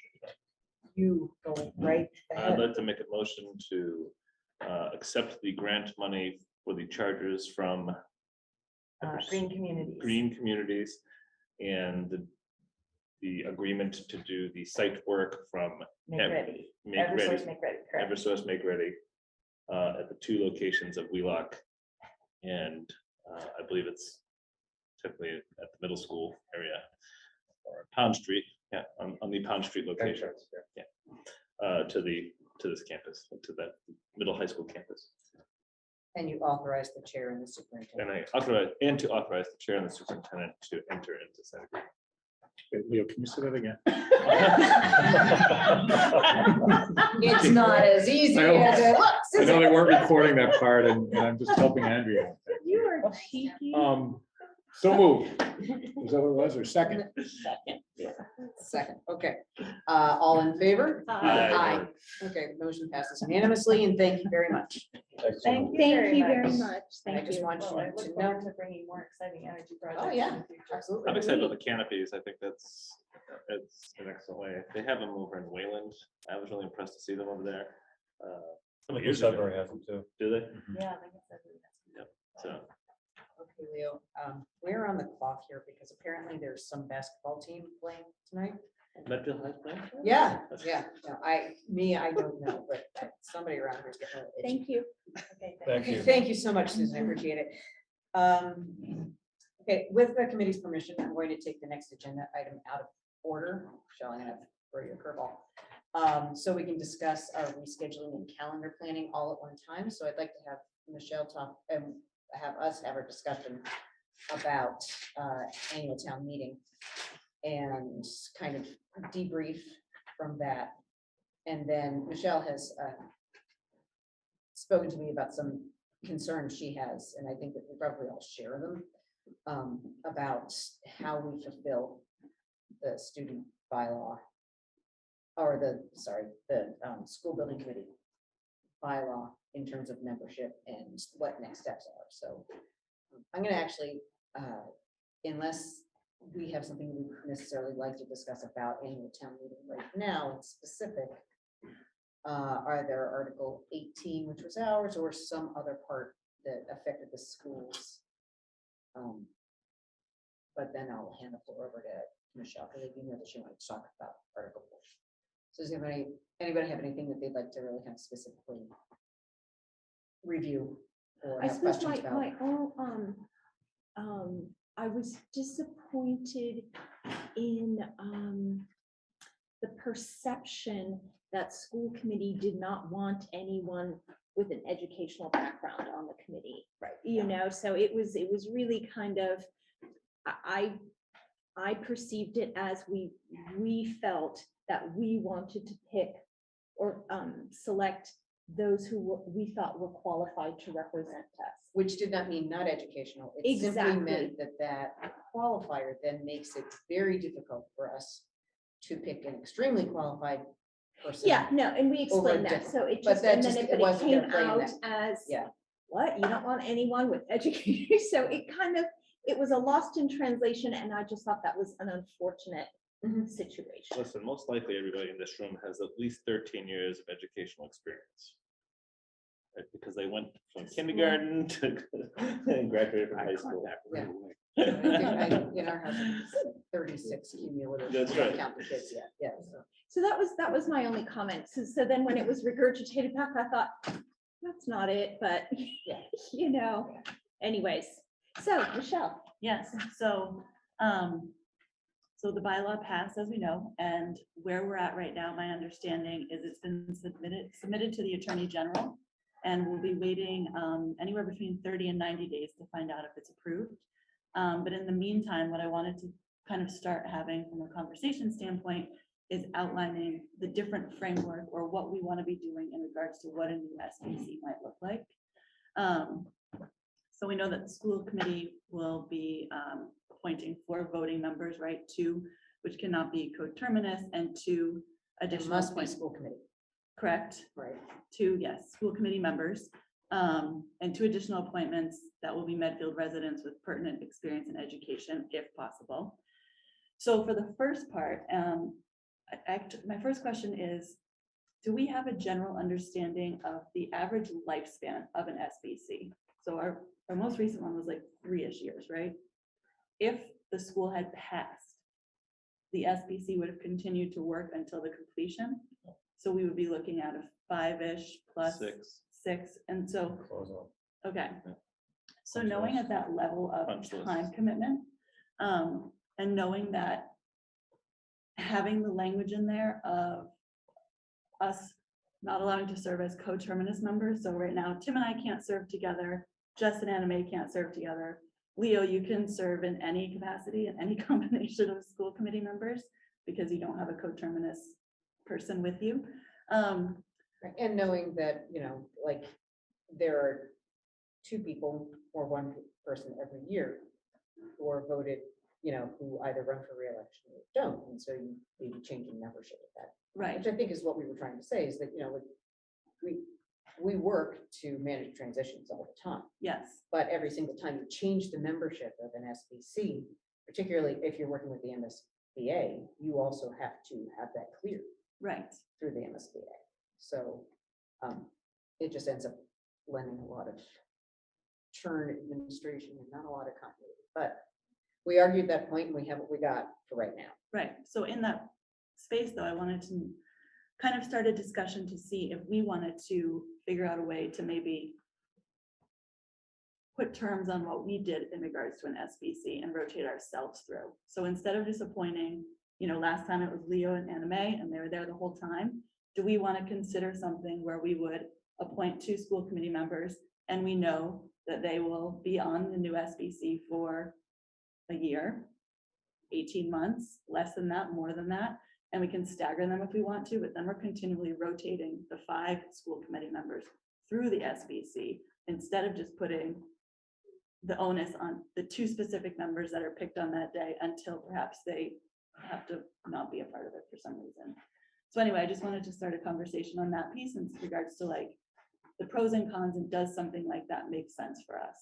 I think the pro is it gets you involved in different aspects into the process and being familiar with the project itself. I think one of the reasons why I was on is because of the number of projects I've been involved in. So I've been in a dozen school building projects in my career. And but with that said, one of the things this town, well, at least the last SBC, can't say that any futures will have the same amount of experience on it as the last one.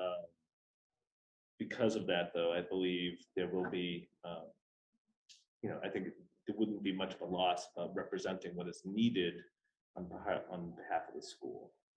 My experience with them during that process was, at least the SBC process, that took a very instructional approach to the building process. Right? So there was a lot of emphasis on programming, future programming, and longevity of the building. So all things that anyone would want to be fiscally responsible in a building is part of the MSBA process.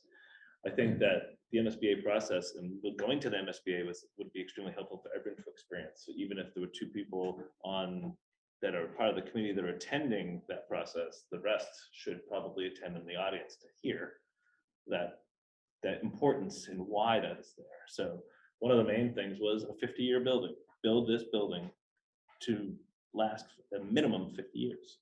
So, and I think that's obvious, but to think that way, you can't value engineer everything out of the building because then it won't last 50 years. So, we're talking about the costs, that were involved. I think one of the things that was maybe not emphasized enough was the longevity of this building, right? How long is this building going to last?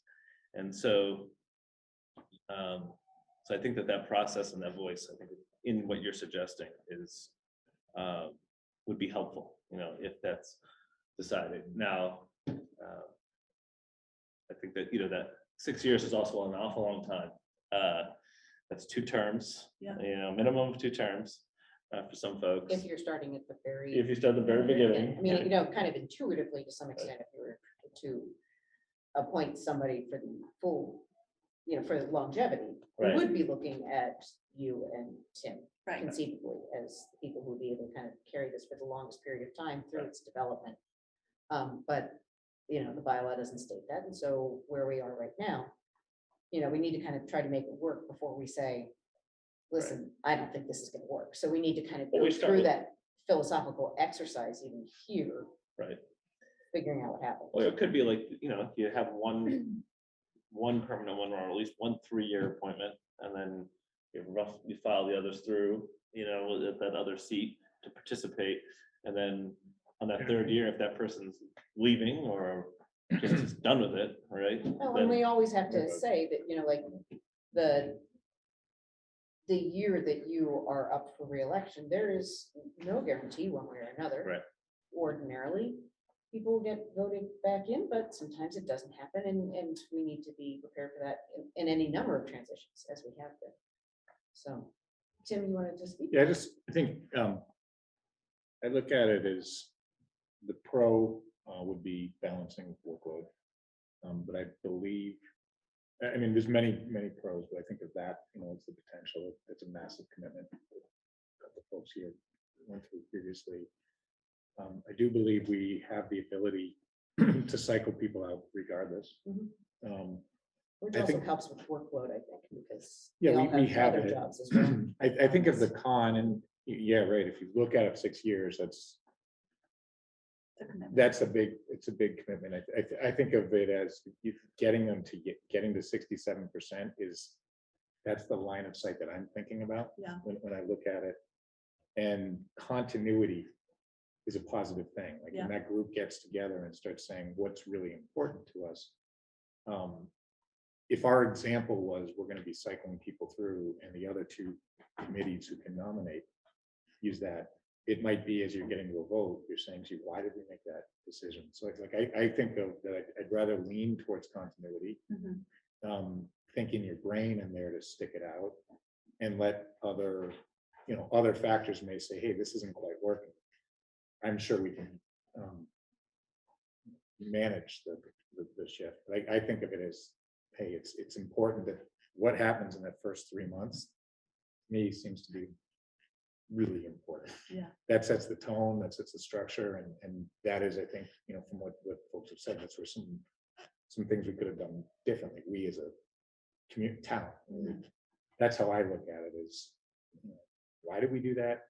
Oh, there was a long debate, notes are in it, whatnot, but being there is to me the greater value. That's how I think of it, and I'm not trying to influence one or the other. Just, I'm intrigued by that. I am intrigued, but and I have to think on it more. However, I'm more falling into the Tim camp in terms of there is just coming off it, so I'm very fresh. Raw, even. Yes, I'm going to stay positive, like there are students, right? And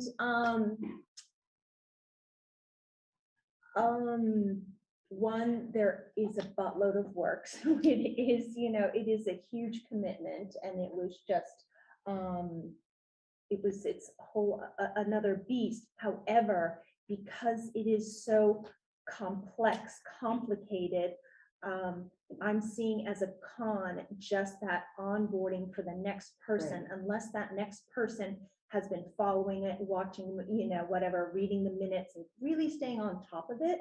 That transition, depending who it is and how involved he or she was in keeping up, seems like a lot of work, and so I would prefer someone who wants to do it, will be committed to it, but if they get voted off, we'll deal with it, and I mean, that would happen, but going into it with, I'm committed, I want to see this through, I'm going to use my time, talent, whatever, to work hard on this, so, but I'm intrigued, with it, so I'm going to keep an open heart, open mind, but those are just my initial thoughts. Okay. And, I mean, to Anna Mae's point,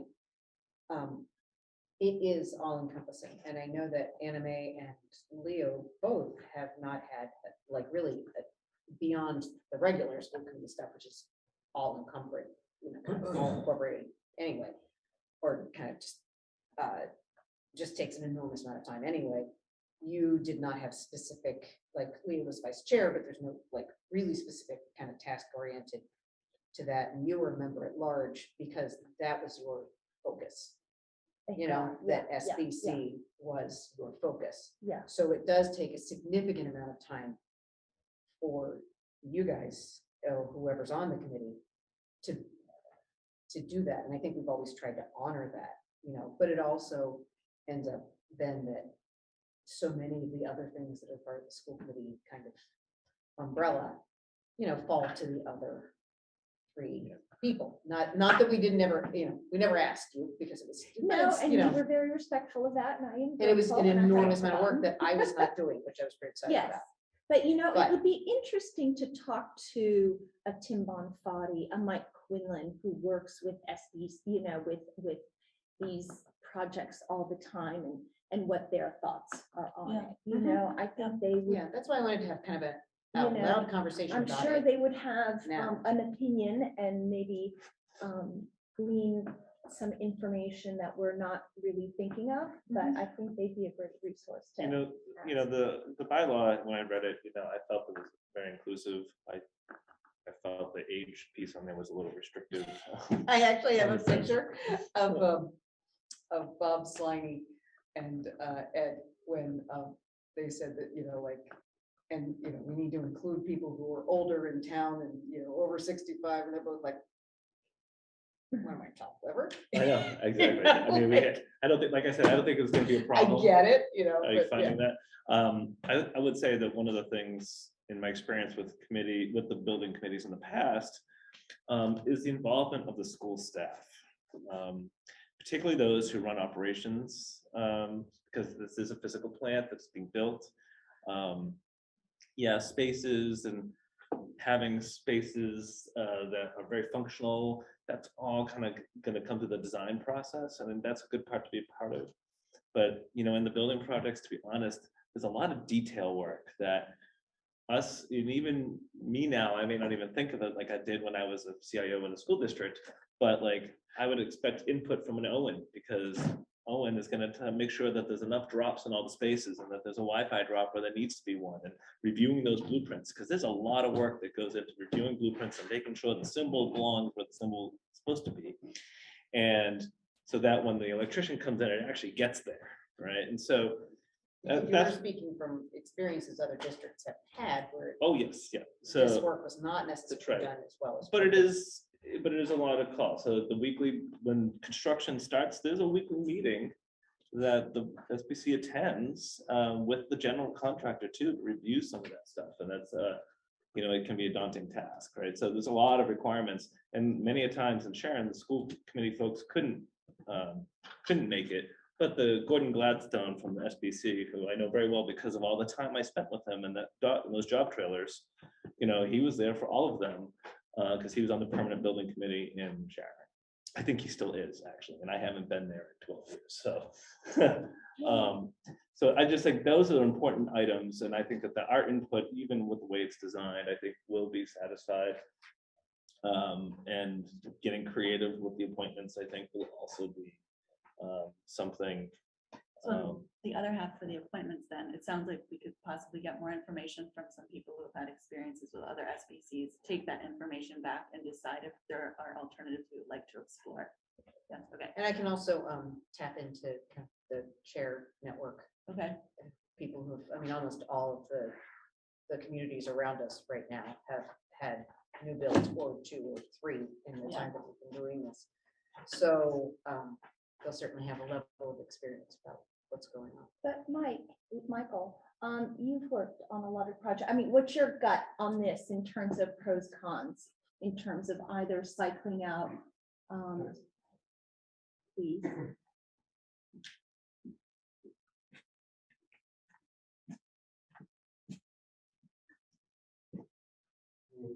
In my experience, they always have at least 2 school committee members on the, I'm going to pull this down, on the building committee. And what they did in my prior district was, when a school committee member came off because they lost the election, they actually left that person on the committee to represent the school committee. that person would go back to the school committee and report back to the school committee. So, because it is a long commitment. I was in the last district 8 years, and we had a project every 2 years. We had a new project. In fact, we had 3 while I was in Dedham. So to keep that consistency, they kept that member on my whole entire 8 years. And I remember when I left to come to Medfield, he was still on, and he was the school committee's appointment, right? It was a school committee seat, but he stayed on and reported back to the school committee just to keep that flow going, because it is a lot of work, especially just like Leah said, when you get into actual construction, and when they have construction meetings that are weekly, there's usually 3 people that are represented in those meetings. It's usually the superintendent, person in my role, and someone from the building committee. Those 3 people tend to go to at least 1 meeting, which is a construction meeting a week, plus a building committee meeting, which, as you get into construction, meet once a week. Whether So- this is an but MSBA even earlier, project though. or not, Correct. It those doesn't time matter. issues are But the in the same, bylaw, Right. within the bylaw, I don't think we can do that. right? There's no appointee except unless you're that community person. Correct. then So we so should I'm keep just somebody telling else. you. Yeah, no, I think, Because It sounds once like the a great project idea. starts, Yeah. But even we got to the point we were still meeting every week. correct. We met with our architects and OPM every week. We met. Correct. So, but when you, like I said, when construction starts and you're on site, you do go into the trailer, right?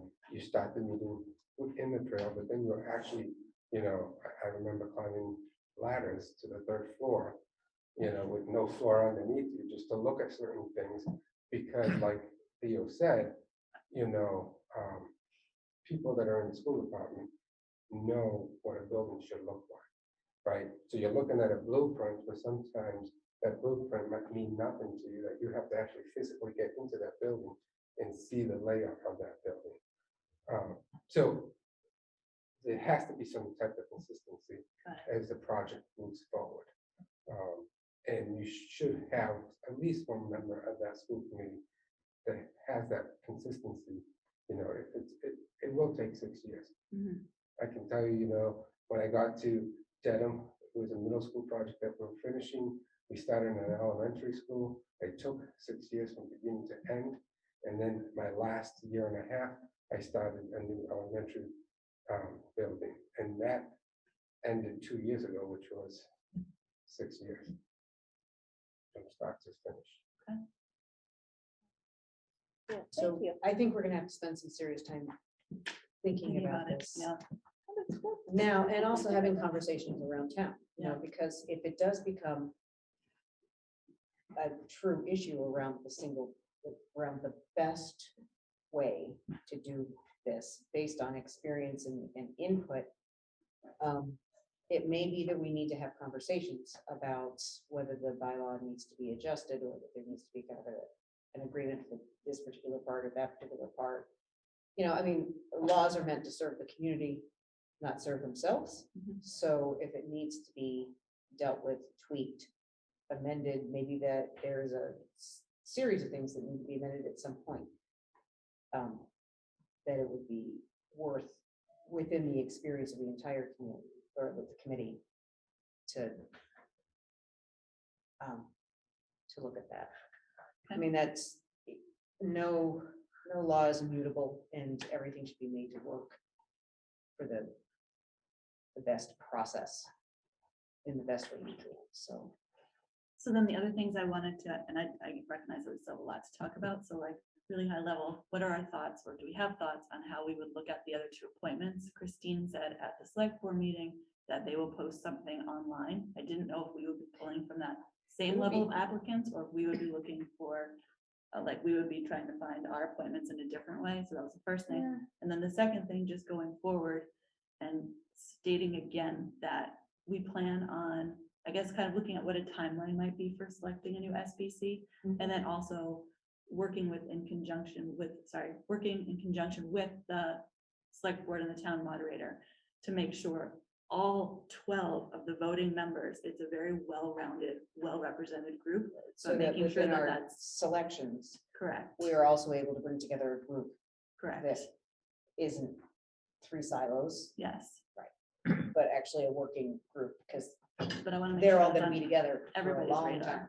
So is, I mean, I echoing the last point, so is there have a date or a target date when everyone's appointed? You know, it's interesting. I think one of the things we really need to work on is a pipeline of information from the select board and the school committee and, you know, not so much Scott at this point because he's not really having meetings with himself about all of this, but how do we kind of manage that communication instead of just having to kind of go back and watch the meeting?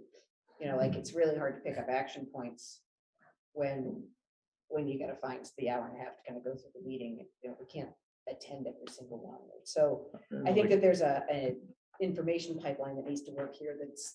We also did not, we saw it happen already with the bylaw development, in which there was really no pipeline for information or feedback in terms of that cycle of feedback from the participating members. So how do we do that in a way that is coordinated and together? And I think that's just kind of a nascent initiative we've been trying to do anyway. And this is just one of those hiccups right now that we need to kind of.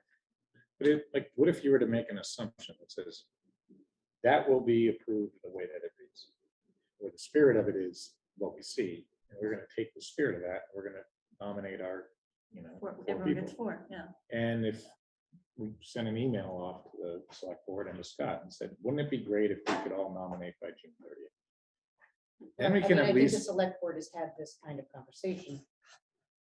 And we can certainly be the people who draw a also line have in that the sand. conversation. Just but say, as hey, you look, let's target I don't June want to put a 30th. stake in the ground though, because those are Gus's. No, but I think what, and I don't want to speak for you, Tim, but I think like Because a of what he says. timeline, a Yeah, concrete timeline would be very helpful. So just what's the next step in regards to establishing that?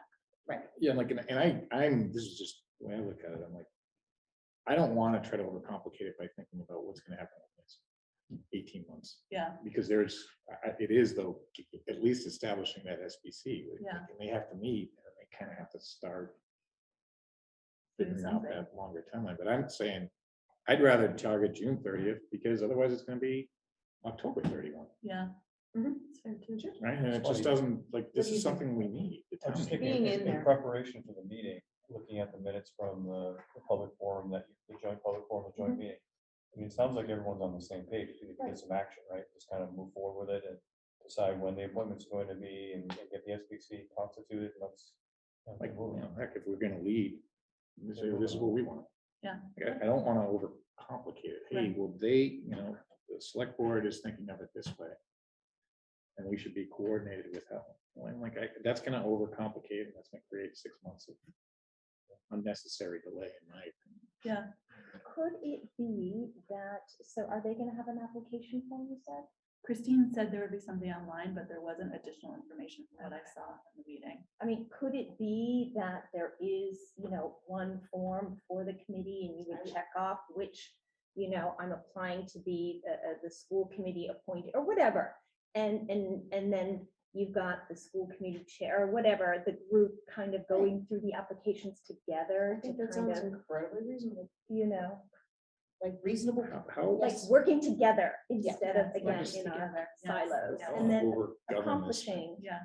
that kind of universal representation that we really want. So Yeah. if you're sitting in a room going through applications like college apps, and just kind of figuring it out. It'd be interesting to see what we get for applications, right? I mean, Yeah, I think My concern No, is, I it's mean, like, yeah. I think there's different ways you can go about it. Like, hey, we would really like you to join the SBC and see who applies. But you can also start saying, hey, you know what? You would be a good candidate. It would be really helpful. You could be considered within the rest Yeah, of what the do you think about candidates. this? Because I think if you Because a lot of overgovern time it, people don't think about it. like, I guess I would start to then say, what are the bad things happen to us? If we were to say, hey, let's figure out who might be a good fit. Well, make sure it's clear the time commitment, right? 'Cause that's a big time commitment. In all those factors too, you know what I mean? So like maybe a sheet of guidelines. Yeah. Look, Just so you know. high level, this is what you might be signing up for. Right. We'd love to hear from you, but at least everybody looks at that. Yeah. I mean, ourselves included. Yeah. Right. It's almost like you develop a subcommittee of this committee to work with a subcommittee of the Board of Selectmen and Scott. And try to figure out what you want to do for a They forum, would like need you to go said. to subcommittee. Whatever, I mean, just, Yeah, go- one person, whatever it is, Yeah. just get That's someone what I was gonna together. say. If it's one, Spokesperson. whatever it is, but just Yeah. kind of get it moving that way. So I Just was again, thinking, is there working anyone together. here who feels, who would be interested in kind of taking that initial step with the committee's permission to kind of at least coordinate it, certainly be willing to, kind of work with with Gus and Scott, kind of instituting it, but if you'd be interested in working with them around, because right now I'm a little short of bandwidth. So I can kind of make the initial reach out, but if there are, and it doesn't necessarily mean it would be on the SBC. Yeah, because I don't plan on being on the SBC Right. again. Yeah, But, no, why not? But I would be happy if people are amenable, but if someone else, Kind of a communication, kind of working together. I would love Laying to out. see the groups working together to Mhm. form this committee Yeah. to really, again, fulfill the spirit behind it. So it would be acceptable to the rest of the committee. I don't think we have to vote this necessarily, do we have to march? Yeah. But it would be acceptable to the rest of the committee to have me reach out to Scott and Gus and propose that we'd really like to start working within And the timelines, and that Yeah. Anime would, Or be contacting whomever. with you as a working kind of, If as someone our else is working able member to on do this. it. by Reach all out, have means. more people reach out and tell our friends to reach out. Yeah. And Yeah, you're I right. think in the meantime too. Yeah, I mean, it's also, it becomes dead field even more, July and August are lost to us unless you have. Right. I people think in there's place. some work that can be done in the Oh, fall, for sure. over the summer and the fall, that can prepare us for whatever happens with MSBA. Mhm. So that we're situated in a really good position. what's the MSBA cycle or November, December. November, December. Usually December. I think, I look at the data, regardless of how we handle this, I think one of the things as a committee that we should discuss and outline of what the actual solid needs of our district out of a building, of a new building to replace jail. I think a lot of them are outlined in the educational plan that was done. There was a lot of work done that could be reused. People were asking, people continued to ask me questions about renovation costs. What did it cost to renovate jail? I was like, well, all that information's there. So I went back to the website, picked it up and just sent it to them. But almost starting with kind of as like where we start with our budget every year, where it's a zero budget. Right. Maybe we start with a zero building and say, what are our essential needs? Well, I think we can Within reuse that. some of that Well, we work. can reuse it, Yeah, we but can do some of that what I'm work. saying is, no, I'd like you to just really redo that completely. No, but what I'm saying, we pick out from Right. what we originally did and really kind of highlight. Some of the key Importance. factors, like enough spaces for all the things we need, right? Enough spaces to support the class sizes we need to have, right? They're focused on a campus model. How many grade levels? I mean, originally this project was 3 grade levels. Right. So, and being on target with what the possibility space needs are, if we need to expand pre-K. So those things. 6 years from now is a very different time Yeah, it than is. 6 years ago. I mean, And 12 50 years at years. that point for how long it would And take. to 50 get years this. of life, right? Right. And frankly, I still feel that there's a space issue at Dale today that I'm not sure if we can wait 6 years. I'm going to be honest. So I think we need to take that into consideration as well, as a committee. So, the town will do what the town will do, and we'll work with them, but that's clear. I think it was loud and clear that money was a big factor. I don't think as a committee we can wait on us, to see what happens in 6 years or 3 years if it's not going to pass again. So, but we have space issues now that we need to deal with. So, I think that that's something that we need to take into consideration while we're outlining what we're going to need from the building as well. So, Right. And actually, this may lead into our next agenda item in terms of what we look at and focus on this summer in terms of working groups, workshops, and but in the meantime, is there anything else we'd like to have come out of this discussion right now that we can decide on, aside from the anime. I'll contact Gus and Scott and say that this is, reaching out, really like to get some deadlines going here and really start moving on this. And anime will be kind of working with you from her experience and for the committee to kind of talk about how these things will go. It's all right with everybody, acceptable. Yes. Do I have public comment?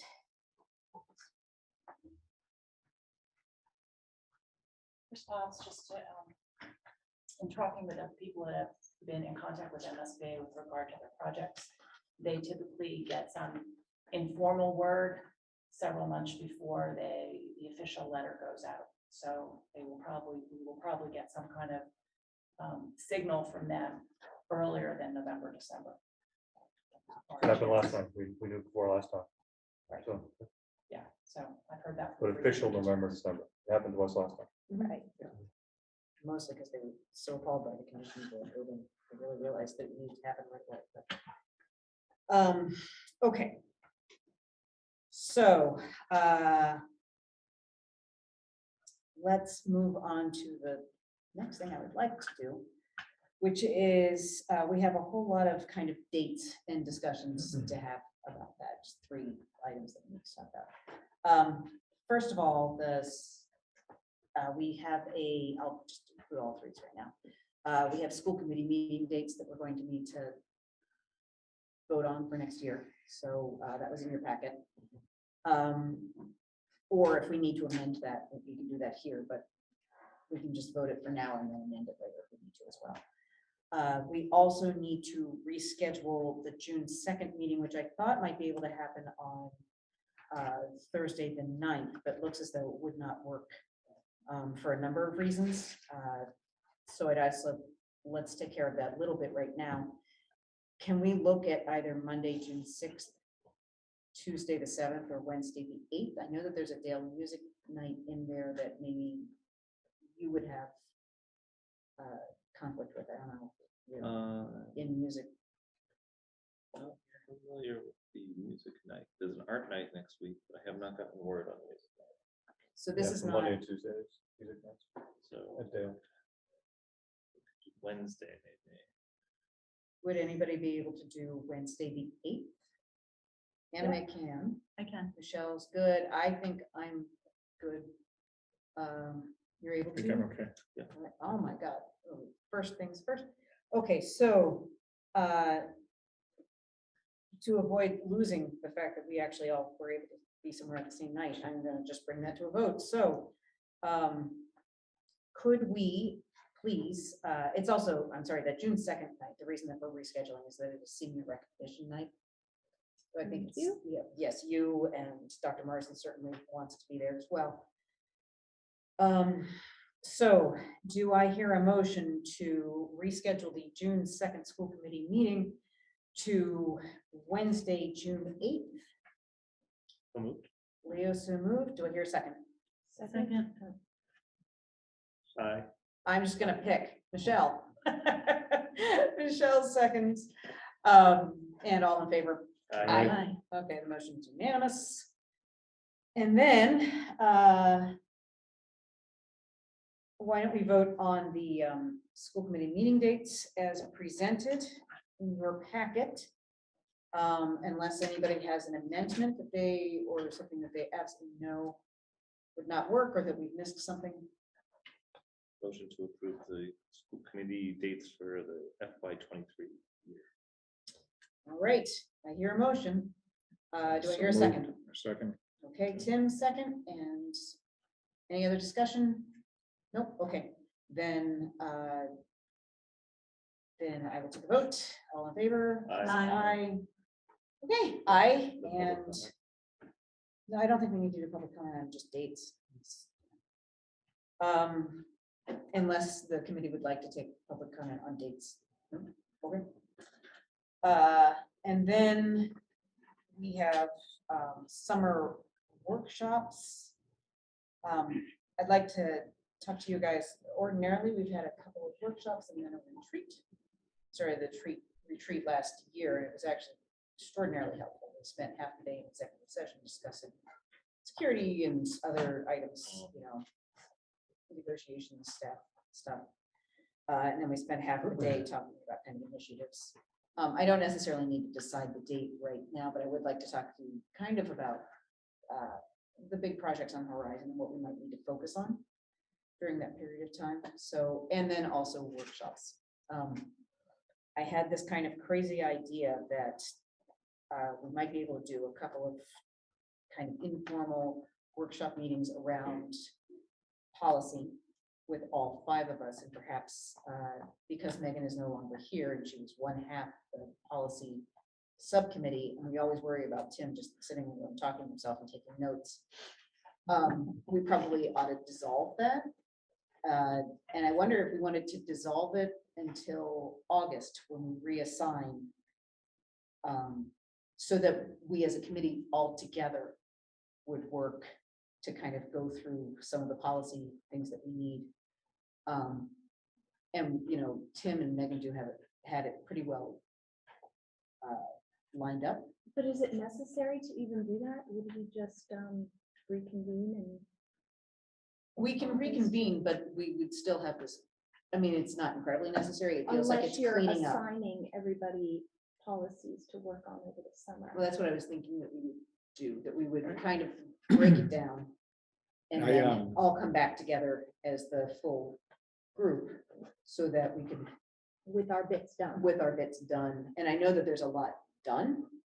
But this is just a way of kind of churning through it in bulk 'Cause it's a over lot the of work. summer so that we would be ready to start just bringing them to meetings and cycling them through in an efficient manner so that we can really get this going. You know, I mean, so to some extent, this has been a little bit more complicated than it ever needed to be because of the pandemic, because of, you know, staff changes and I'm sorry, is it after 9 o'clock yet? It's Almost. just 9 o'clock. Almost there. But because of staff changes and because of, you know, like, it's At MASC. at MASC, yeah, not ours. So I'd really like to pursue some of the ones that are kind of the most important, be able to kind of prioritize those, and then also be able to give Andrea the kind of administrative support she needs to be able to just change the entire section, you know, because otherwise she has to go through. It's difficult because we have the PDF, and I'd also like to get it on the web, darn it, you know, through the MASC. So if we can start kind of churning through some of that, very helpful. And we tried, but, you know, once again, we always get into major projects. So What do you think? So I think there's a couple of approaches you can take to that process. At the beginning, I think Megan and I had a conversation with Glenn, where he joined us for a meeting and he described a couple of approaches. One was more towards lift and shift so that you can digitize. And as you know, at least you have them, they're more accessible. And then we can start to move through the ones that you really have to. The other is more, you know, great deal of study before you move each one up. And he just, I don't want to, I'd have to check the minutes, but the way he led me to believe was those that are doing detailed study, he sometimes never hears from them again, and they never get them digitized. this is all new information. Right, I'm so so glad to hear. I would love to I listen think, to it. you know, it was an interesting approach. And I think it might be beneficial if we were to at least have a 1 hour meeting with all of us. Mhm. So that we get on the same page with the pros and cons of the approaches. And I think the process we went through was learning. You know, we began to learn and understand that. And from what I've heard from other committees, this is a grind. It's very difficult to kind of get them through, and it does take a very long time. So Right. So it's a starting point is that what we have today is more accessible and easier for people to get at. Mhm. Right. So that would be just my going into it. I think we have to be cautious with all of the various priorities we have, that we don't create a massive amount of work or it's rushed to get done. Yeah. I also, you know, I think there are a few that we would probably have to look at as part of that, like initial one, which really is more about how do we go through this. Yeah. You know, so that's my initial outlook. Just Megan's not here, but that's, I think we learned, you know, about the complexity. And so that would just be my view. Or So I guess I don't would wanna say go if, through the whole process, but we do feel that this the policy would be an important part of either a workshop session. yeah, I think a 1 hour, Or, like being okay. realistic, or whatever amount, I'm not gonna know the time, I think it would be worthwhile. And I think that would be important before we start assigning Yeah. different groups, people, because it. No, that makes a lot of sense. And then I think that, you know, we had done a lot of work before the pandemic, before the last 2 summers, where we just spent doing full-time school committee work during the summer too. Trying to work around defining our roles or responsibilities and how to kind of figure out what's chaff and what's really important in terms of all the things that we do, what are really important. You know, like what are the duties of the treasurer? What are the duties of the recording secretary? How have they changed because of technology or this, that, or the other thing over the last several years since, you know, they were kind of defined within policies. So I think that that would be an important thing to kind of look at again and continue, but that's kind of continuous improvement about how we do things and make us more efficient and less kind of more equitable.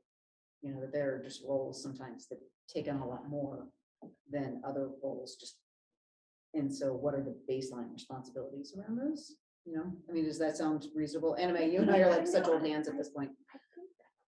Don't we have that? Well, we have some of it, but there are, Tim and I worked on some of that stuff.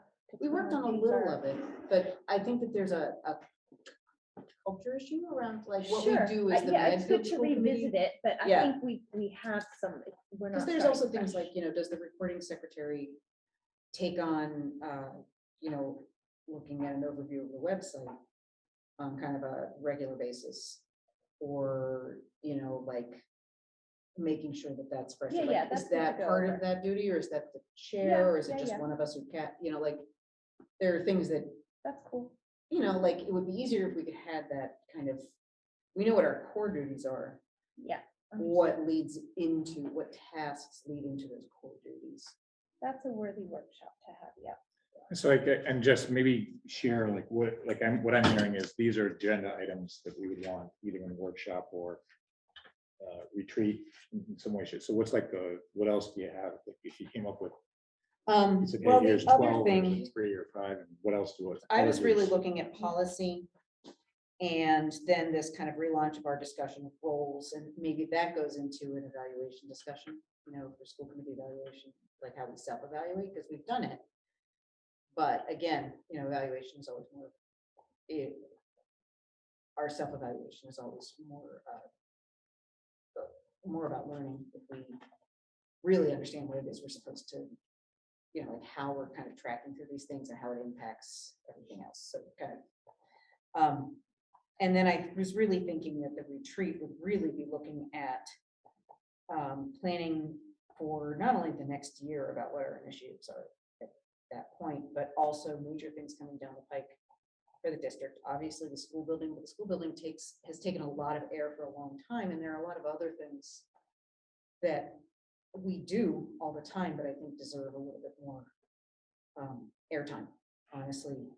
And we have a strategic plan coming up, so really evaluating where we as a kind of a group, all of us, see ourselves within the strategic plan and how we feel the world has changed. You know, we'll have a consultant who comes in and does all of this really kind of data collecting work, but I think it's important for us as a committee to be able to really look at where we are now, kind of stand in the place where we live and how we've seen the world change in 5 years, because, you know, DEI was nowhere or very few places in terms of initials or initiatives in public schools 5 years ago.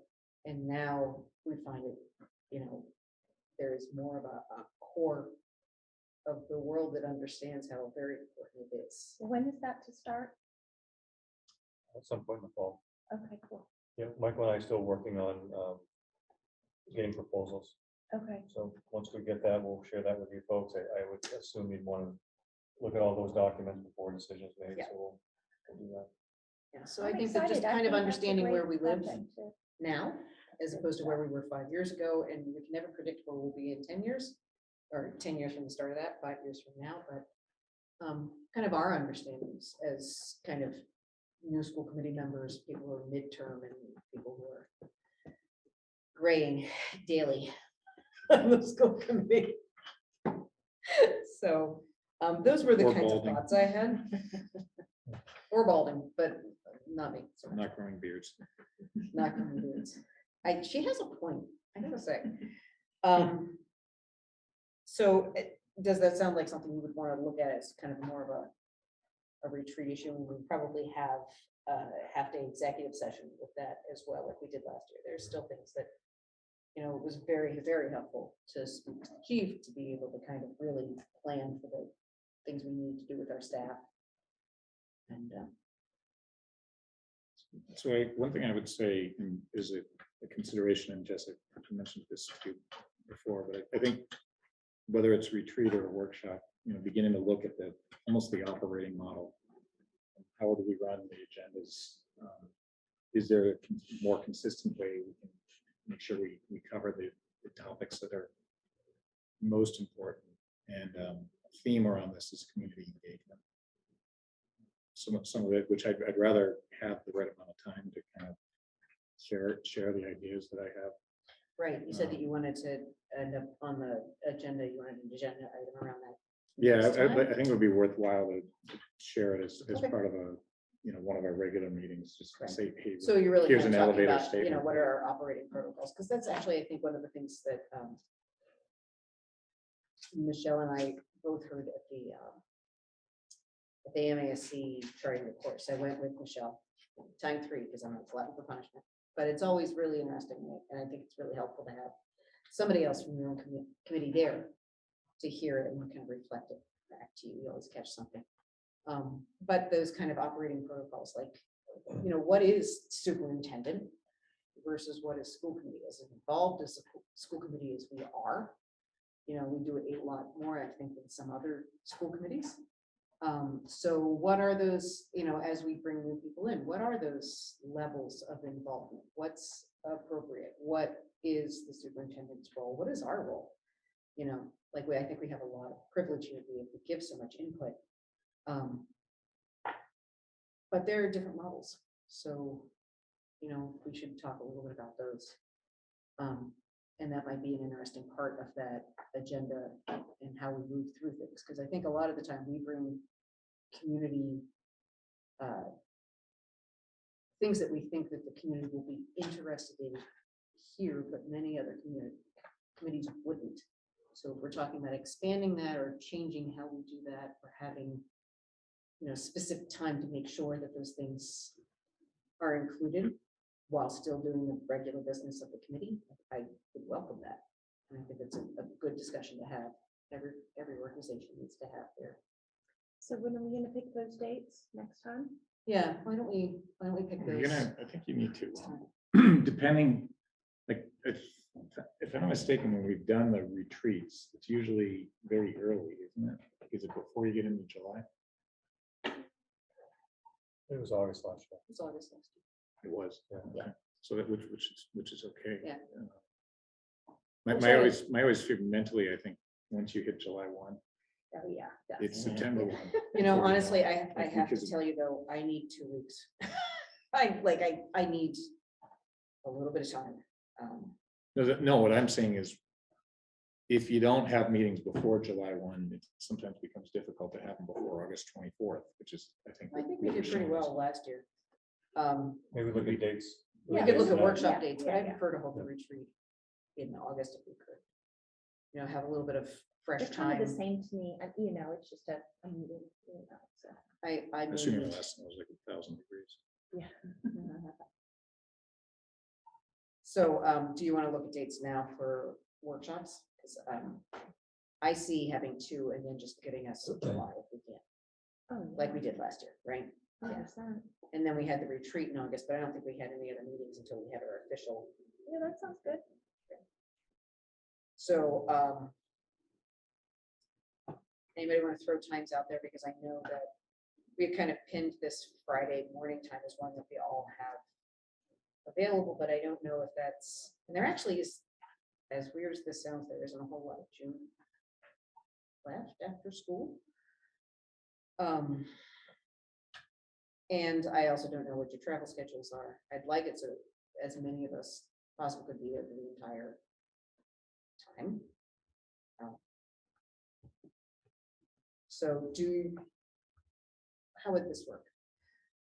Why don't, Could you do the beginning of August for the workshops and then the retreat in the mid to end of August? You could do it that way, or you want to get in before July?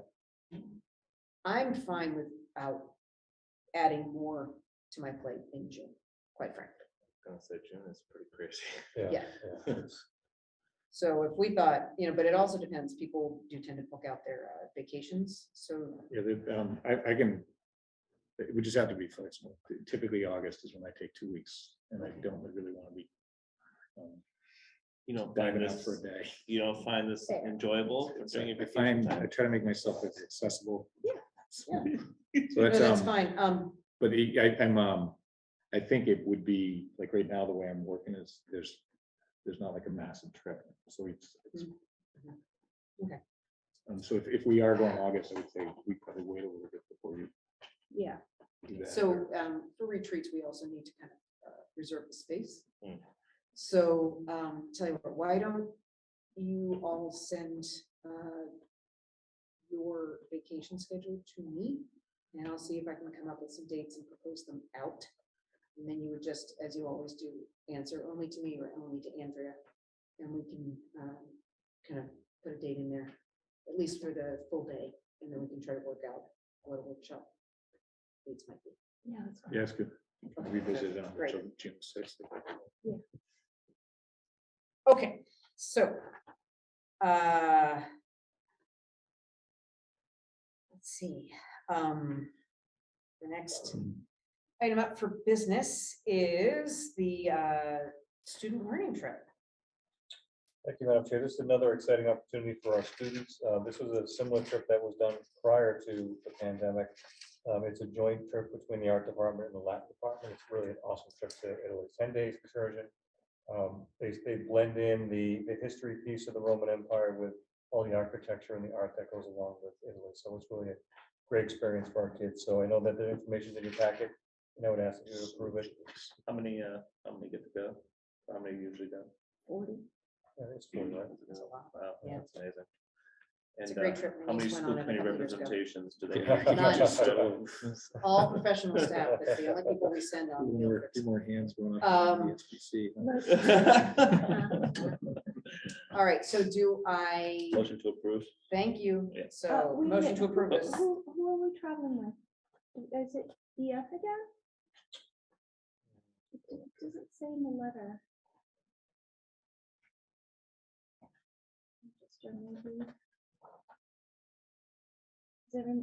Oh, yay! Oh, anyways, my old company, haha. American Council for International Studies. ACIS, Yeah. yes. Was EF your competitor? Yeah, no, ACIS legit. My sister with EF. Oh. I would just like to know for the They record. were that terrible. Mrs. O'Shea Brooke was completely surprised by this information and has had no affiliation with CIS for a number of decades. Bajillion years. Thank you. All right, so Anime, you're comfortable with the second going through? You're comfortable with 100%. Leo's I'm motion? so psyched for these kids. I asked you too. So second by Anime, and all in favor, say aye. Aye. Aye. Okay, passes unanimously. Do we have any other items since posting on May 17th? We don't have a check.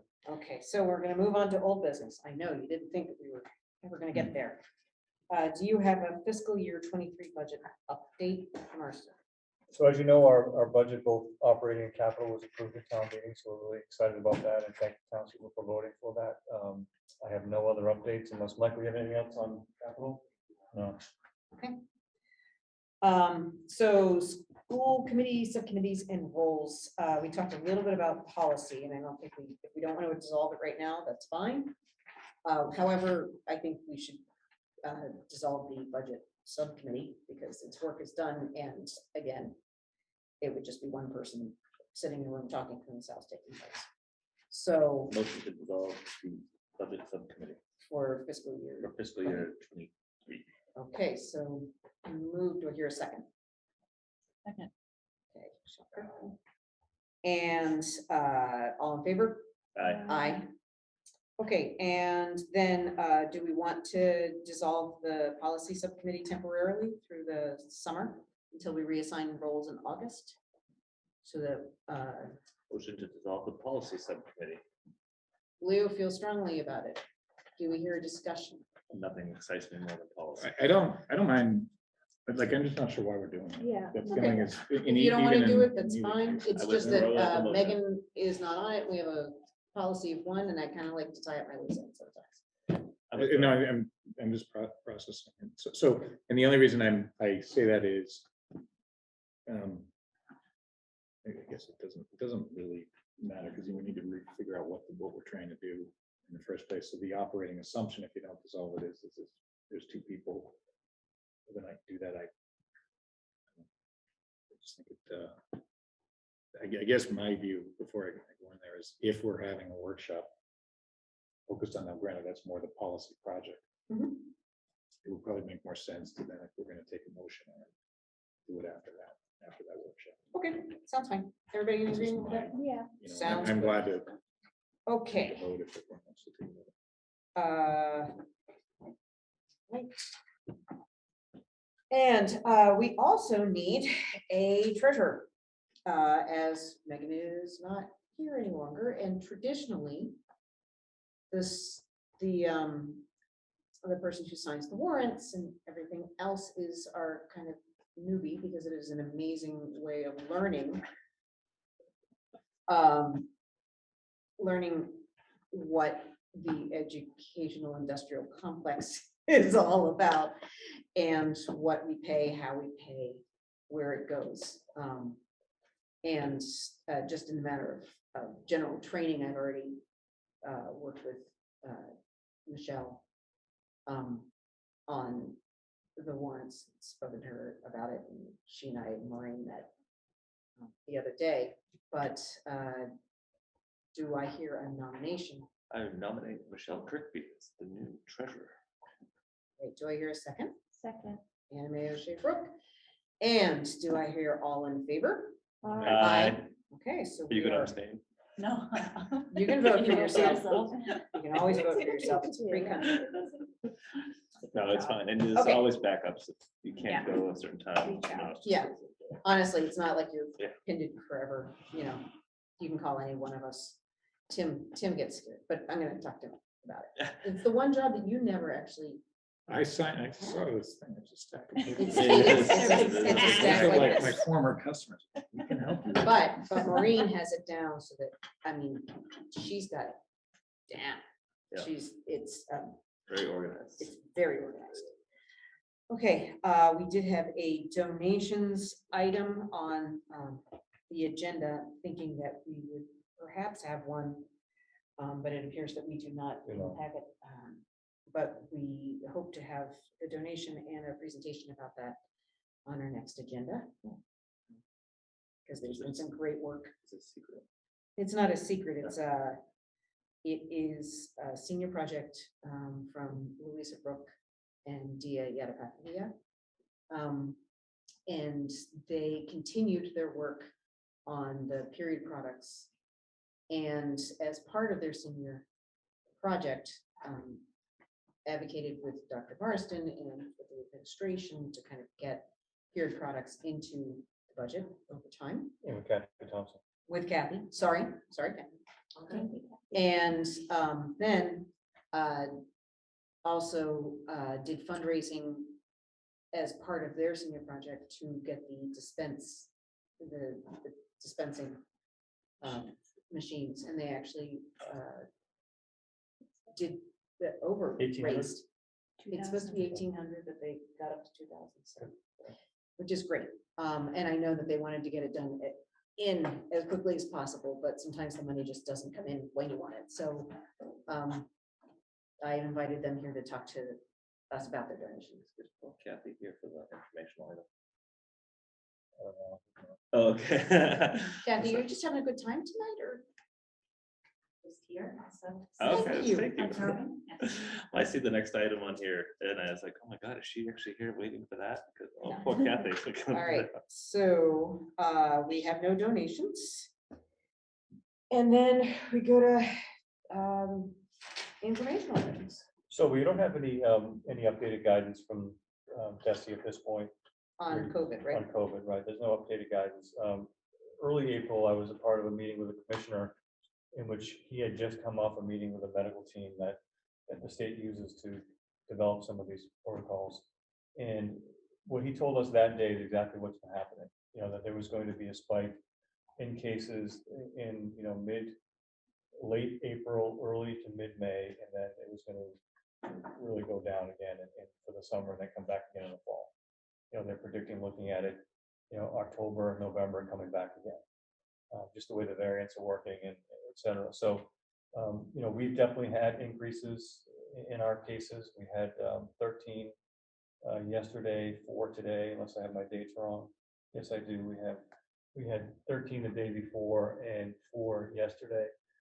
We're definitely seeing more staff at this point. So we're up to 117 staff since January 1st that have tested positive. And altogether, we were looking to see there might be a spike after the prom. That was the big prediction that other districts have had. And at this point, we haven't seen that. The high school numbers haven't gone up considerably, but there could be a lag there. It was the after party at the Sharon prom that caused the spike. Yeah, it could be there. So I think, we're still using the same mitigation strategies that we did before we took masks off. So we still have the fresh air, the HVAC cranking all the time. We have the windows open, testing kits for families. We're still doing pool testing, and there's hardly anyone doing that anymore. As Kathy knows, Kathy and her staff do an unbelievable job helping out the folks with that. But we're still doing that surveillance testing. And then I think the numbers have dropped, parents have dropped out of that, but I think there's still that element of security that parents want to know and have that, and we'll continue to do that. The state will do that we'll pay for it throughout the school year. They said they're considering doing it for summer school, they're not positive yet, and then they haven't made any decisions for next year. So kind of wait and see at this point. The message that we got from the state is we have to start figuring out a way to live with this, because it's not going to go away, and we're not going to shut everything down. But we have to make sure kids are safe and teachers are safe, but we have to figure out a way to live with it. I think the fact that people still have the option to wear masks is comforting to some. I mean, we had kids with masks on at the prom. We have kids in every school with masks on. We have staff with masks on all the time, and it's fine. And That's people their choice. rotate through when they feel like, that there's some special circumstance. I think people have been very responsible. Been great. Yeah. Everyone's been great.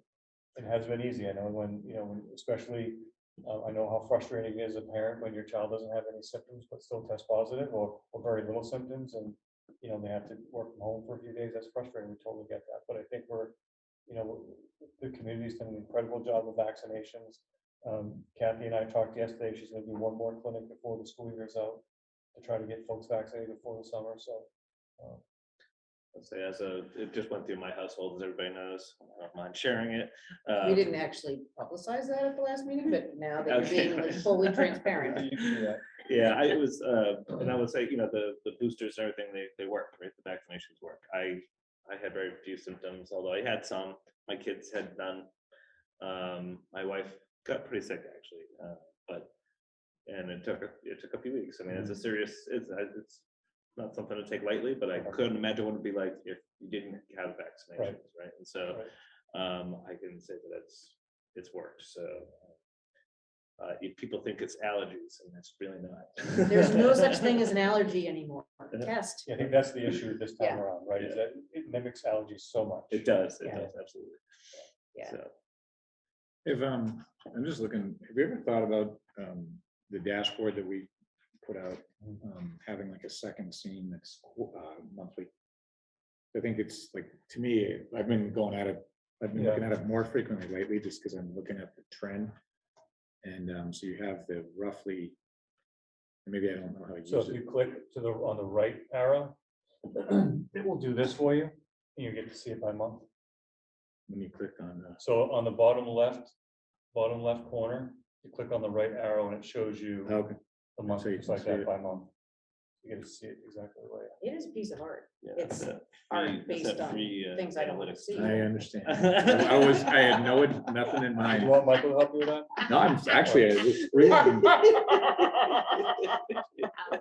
All right, Coming from It two is people who sell clearly too analytics late. tools on this committee, yeah.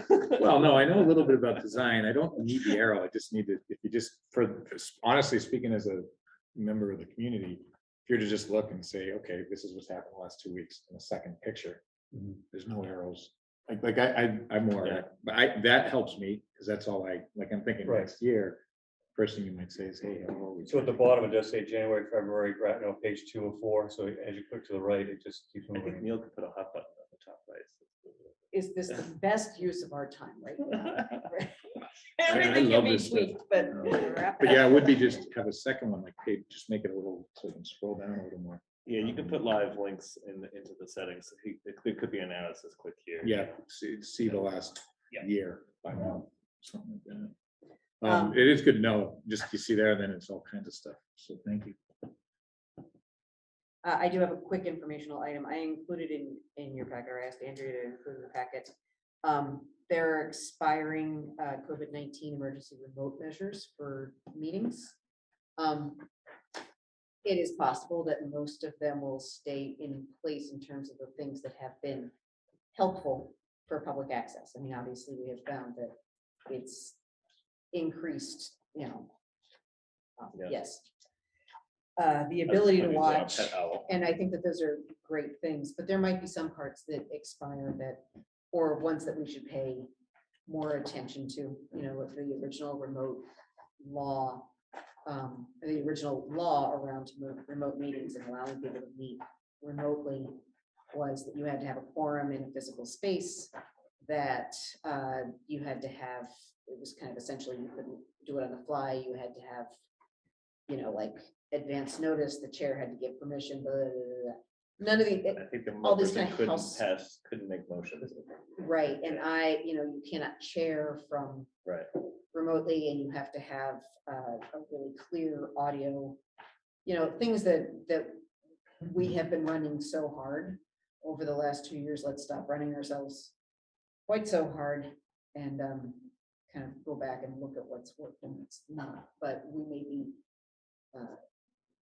at least briefly forced to go back. I think participation, I think we should definitely keep this. Oh, yeah. Yeah, for sure. I mean, And we don't need to debate it right now or talk about it. I really Like, put this on even as an tonight, informational so how that many we do we can have go on? back. Oh,